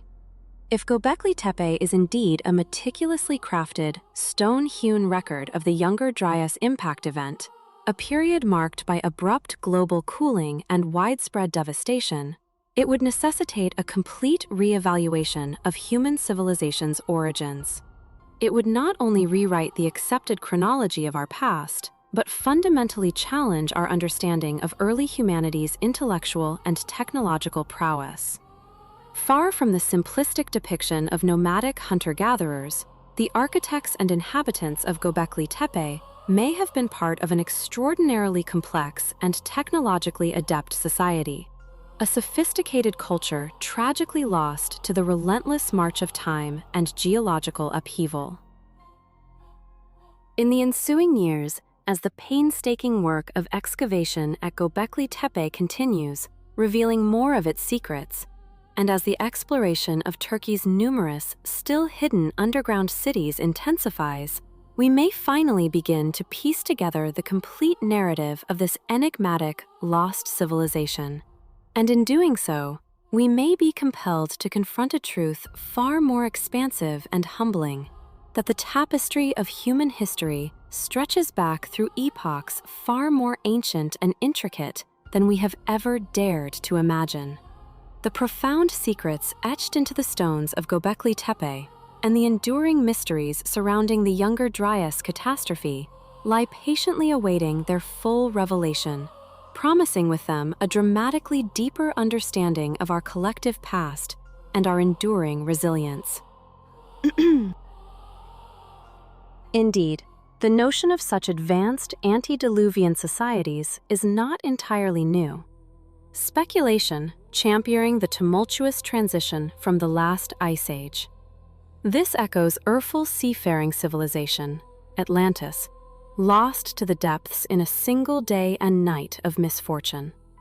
To many, the most compelling and urgent question is not what caused the cataclysm at the end of the Ice Age, but the undeniable evidence of the global cataclysm itself. The precise trigger, whether a comet, an asteroid, or some other cosmic force, remains a secondary, albeit crucial, inquiry. The sheer, devastating reality of a worldwide event that reshaped the planet and its inhabitants is the primary, undeniable issue. Imagine, if you will, the sheer astonishment of stumbling upon a hidden aperture within your own home, an unassuming doorway that leads not to a cellar, but to an ancient, sprawling underground city. A city that plunges dozens of stories deep into the very crust of the earth. A subterranean metropolis vast enough to provide sanctuary for tens of thousands of souls. This is no fantastical plotline from an Indiana Jones adventure, no elaborate work of fiction designed to thrill. This is the tangible, awe-inspiring reality of Derinkuyu, the largest and most intricate underground city ever discovered within Turkey's historically rich region of Cappadocia. Carved with unimaginable effort from the soft yet resilient volcanic tough stone that characterizes the region, and meticulously concealed beneath the surface, this subterranean labyrinth was far more than a mere dwelling. It represented a monumental triumph of ancient engineering, a testament to human ingenuity under duress. Derinkuyu was not just a marvel of construction, it was a crucial, impregnable fortress, a meticulously planned refuge designed to sustain life through prolonged periods of extreme danger. To truly grasp its scale, consider this. If one were to traverse the full extent of its known passages from its outermost reaches deep into its core, an individual would journey for approximately 4 miles. This monumental undertaking involved not only living quarters, but also stables for livestock, chapels, schools, communal kitchens, wine and oil presses, and an intricate, naturally ventilated system that drew fresh air from its surface down to its deepest levels. Its massive rolling stone doors, some weighing over 1,000 pounds, could seal off entire sections, providing absolute security against invaders. This wasn't just a place to hide, it was a self-sustaining world, built to endure the unimaginable. Such places, both above and below ground, compel us to reconsider the very narrative of human progress. They challenge our comfortable assumptions about the linearity of history and the capabilities of our distant ancestors. Perhaps the true lesson of Göbekli Tepe and Derinkuyu is not merely the unveiling of a lost civilization, but a profound reminder of humanity's enduring capacity for adaptation, innovation, and survival in the face of epoch-defining cataclysms. They stand as silent, stone witnesses to a past far more complex and awe-inspiring than we have yet fully comprehended, urging us to look deeper, listen closer, and remain ever humble in the face of history's untold stories. Beneath the sun-baked plains of Anatolia, a unique geological phenomenon sculpted the very foundation of civilization. This ancient land is renowned for its soft volcanic rock formations, known locally as tuff, a material remarkably pliable, making it relatively easy to carve. This singular characteristic proved absolutely crucial, enabling the development of countless subterranean dwellings, a labyrinthine world hidden from the surface. Among these astonishing underground cities, one stands paramount, a monumental testament to human ingenuity and resilience: Derinkuyu, the most extensive of them all. For centuries, its existence remained a whispered legend, a secret held fast by the Earth itself. Then, in 1963, fate intervened with an almost unbelievable twist of irony. A local man, engaged in the mundane task of home renovations, inadvertently became the catalyst for one of the 20th century's most significant archaeological discoveries. He was simply knocking down a wall in his basement, a common enough chore, when his heavy hammer broke through. Instead of finding another room, he uncovered a dark, narrow passage, an opening into an ancient, vast network of tunnels and chambers that had lain dormant for millennia. The sheer unexpectedness of it must have been staggering, a sudden glimpse into a forgotten world. This accidental breakthrough unveiled a complex far grander than anyone could have imagined. A subterranean metropolis extending more than 85 meters below the Earth's surface. It lay concealed beneath what had always been perceived as nothing more than a typical Turkish rural settlement, its true scale and purpose utterly unknown to generations living directly above it. The initial passage led to a bewildering array of further openings, each branching into multiple other corridors, a veritable maze of carved rock. The man, confronted with such an overwhelming revelation, a silent city stretching into the unknown, quickly realized the magnitude of his discovery.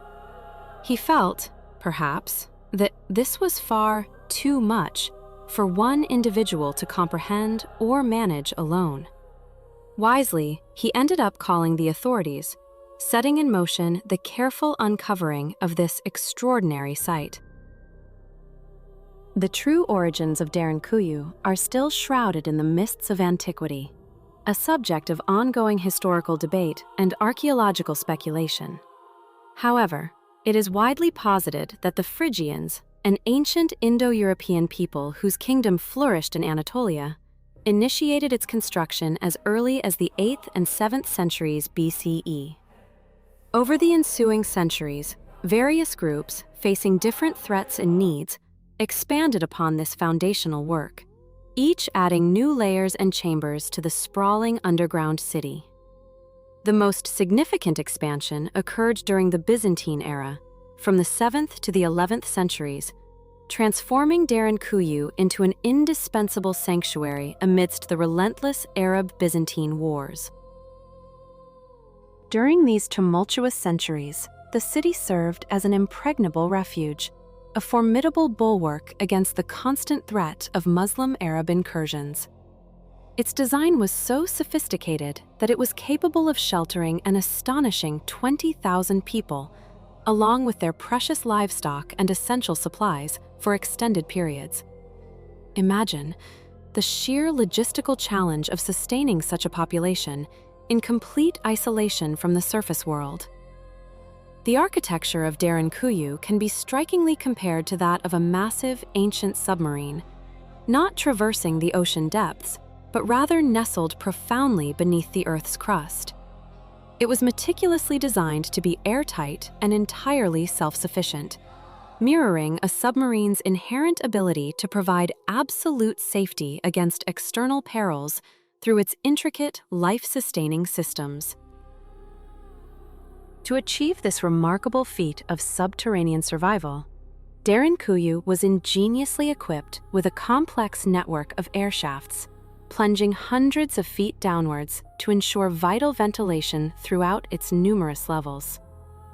Alongside these, deep water wells tapped into underground aquifers, providing a reliable source of fresh water, thus supporting life independently from the outside world.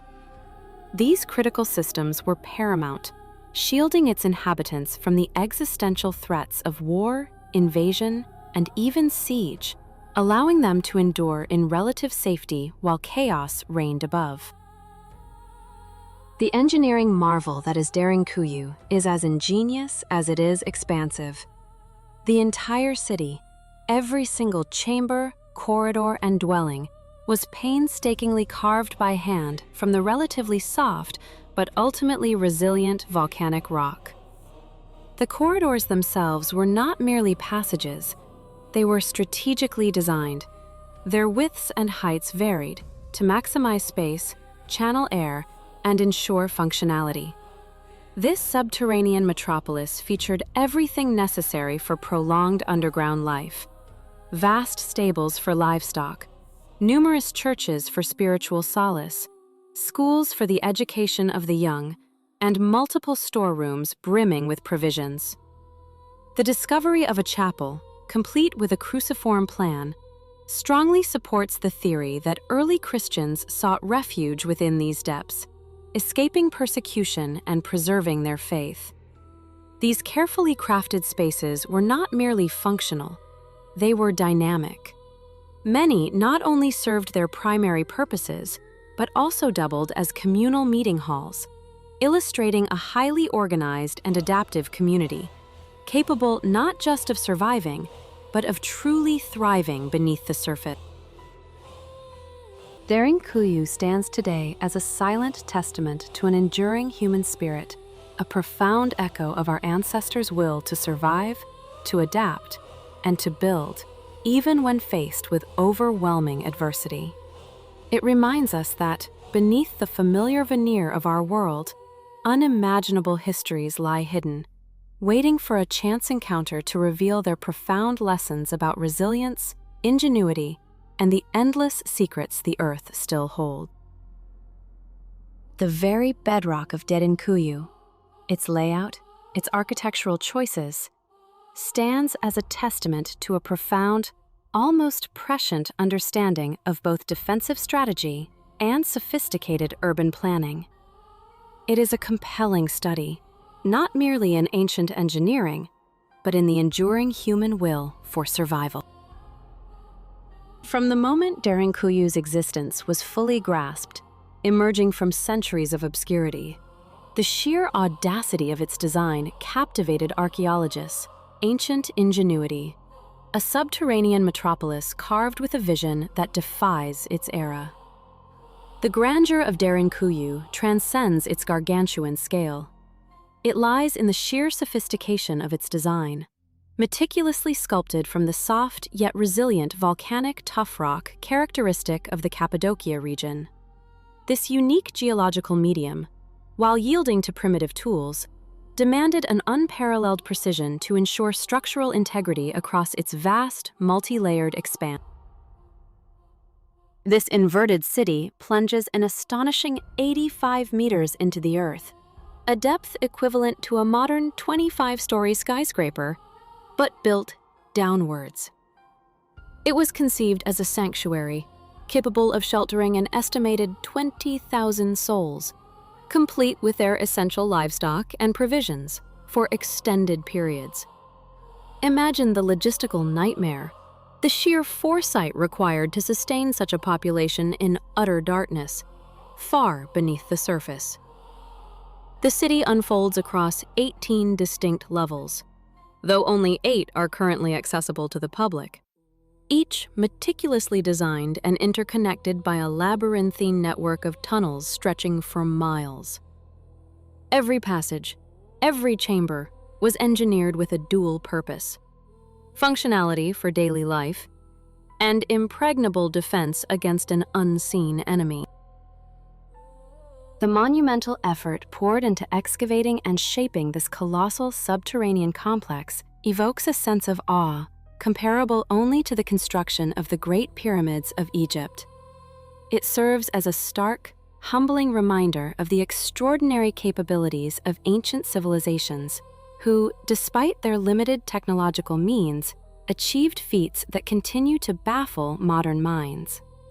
Standing within these ancient halls, one truly begins to grasp the sheer, unimaginable difficulty involved in such endeavors.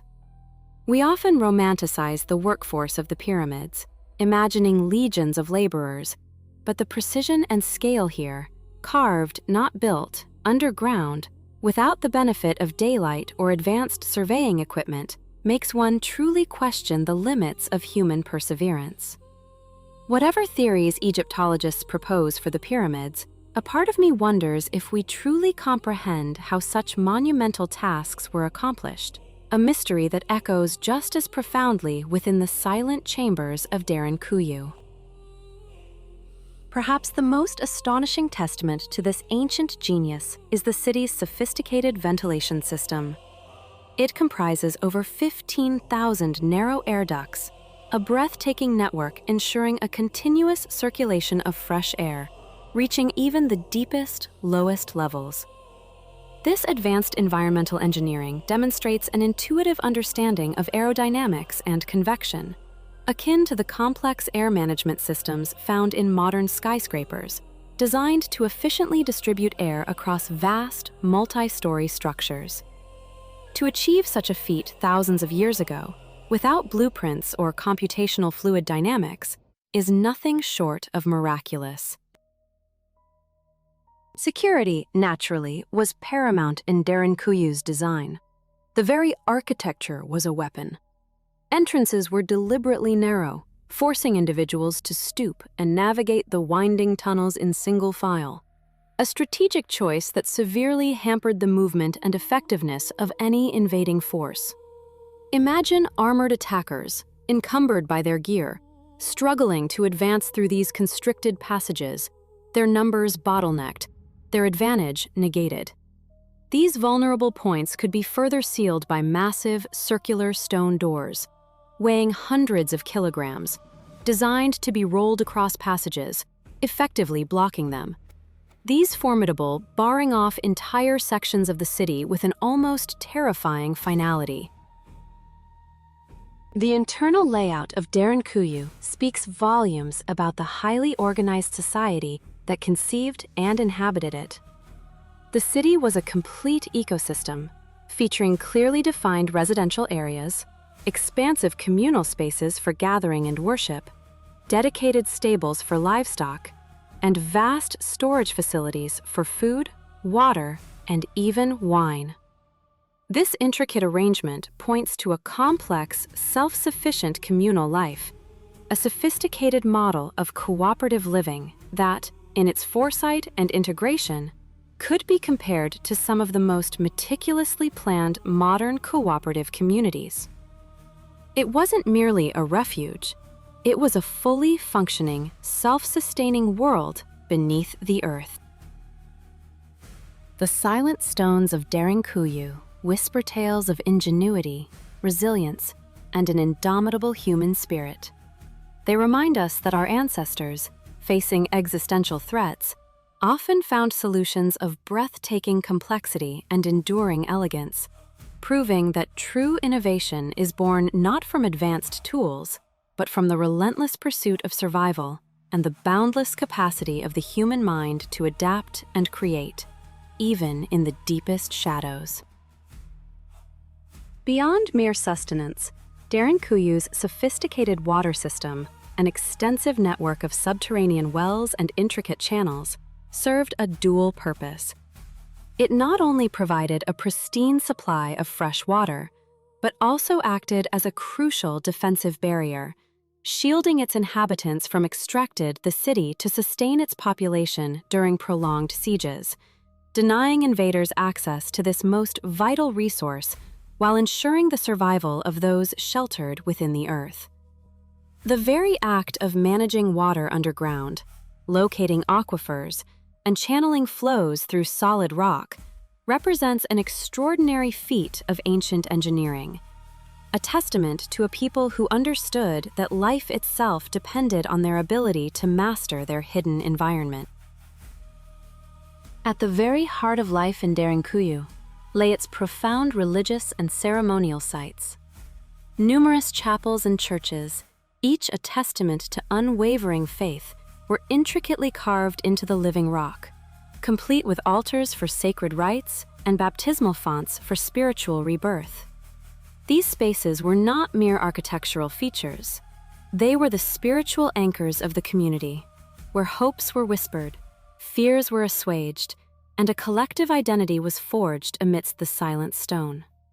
The largest of these sanctuaries, a chapel of striking cruciform design situated at the city's deepest accessible level, resonates with the secretive religious practices of early Christians, reminiscent of those who sought refuge and solace within the Roman catacombs.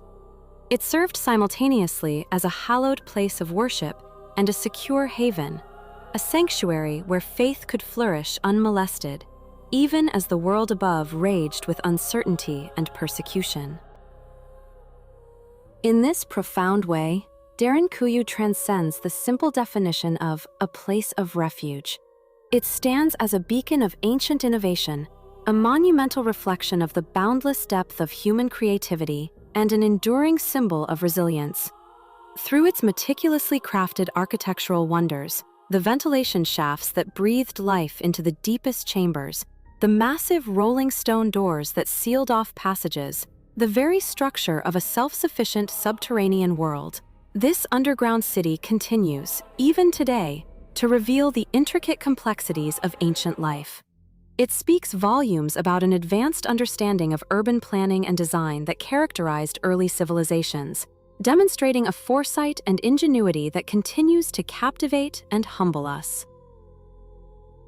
Continuing our exploration of Cappadocia's fascinating underground cities, we now turn our attention to K. Markley, a subterranean marvel that shares many historical similarities with Derinkuyu, yet presents a distinctly unique architectural narrative. Both of these extraordinary cities date back to a period spanning the 7th to the 11th centuries before the Common Era, and both were painstakingly carved from the region's characteristic soft volcanic rock, known locally as tuff. This remarkably pliable yet structurally sound material proved integral to the development of the extensive subterranean networks for which this area has become world-renowned, allowing builders to excavate vast complexes with relative ease while ensuring the long-term stability of their hidden cities. However, K. Markley boldly differentiates itself through its architectural philosophy. Rather than delving ever deeper into the earth, it spreads more extensively across a horizontal plane. This fundamental divergence indicates a markedly different approach in its architectural design and, crucially, in its strategic planning. While Derinkuyu sought safety in profound depth, K. Markley embraced a sprawling, multi-level horizontal expansion, creating a different kind of defensive puzzle for any would-be invader. K. Markley's layout reveals an architecturally sophisticated network spread over an impressive 8 levels, though today, for preservation and safety, only 4 of these levels are open to the curious visitor.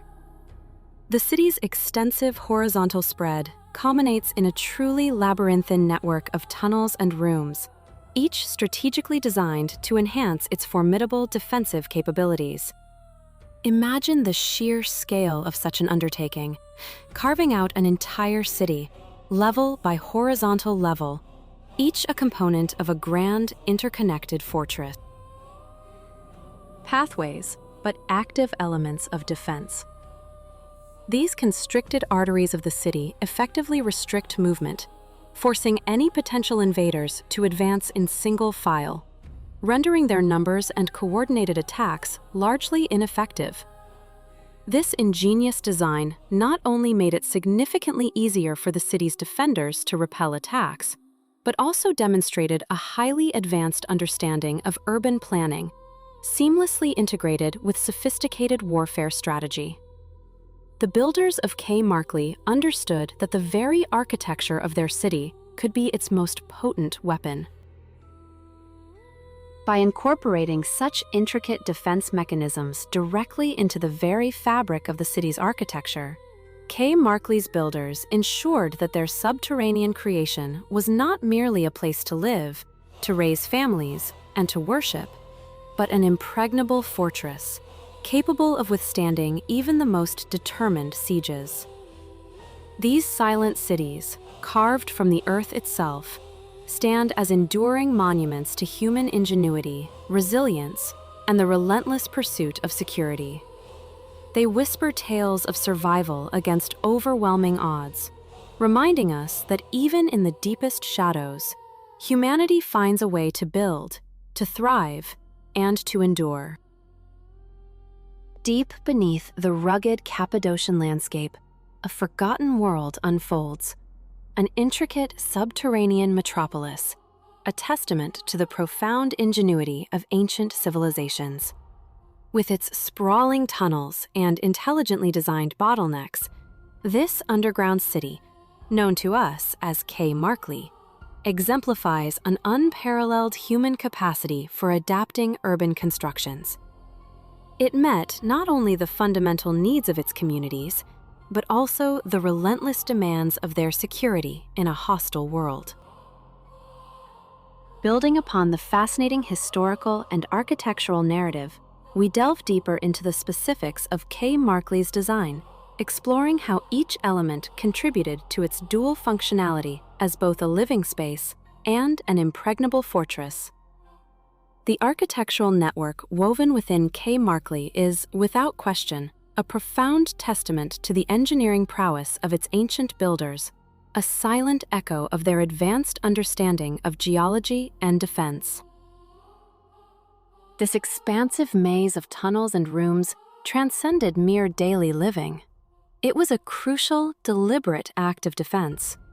Imagine navigating these narrow, winding passageways, many just tall enough to force an intruder to stoop, rendering them vulnerable. These inherent deterrents were strategically crafted to impede enemy incursions, transforming the city's very fabric into a weapon. Such cramped quarters significantly disadvantaged taller individuals and large, unwieldy groups, who could be easily ambushed by K. Markley's defenders, masters of their subterranean domain. The city was ingeniously planned to support an entire societal structure, self-contained and self-sufficient, deep underground. Each of K. Markley's multiple floors could function as an independent unit, meticulously equipped with all the necessities for prolonged isolation. From sophisticated ventilation shafts to vast food storage chambers and ingenious water sources. It was a complete ecosystem designed for survival. The labyrinthine layout of K. Markley bears striking, almost unsettling similarities to the mythological labyrinth of King Minos in Crete, a legendary prison designed to disorient and trap the fearsome.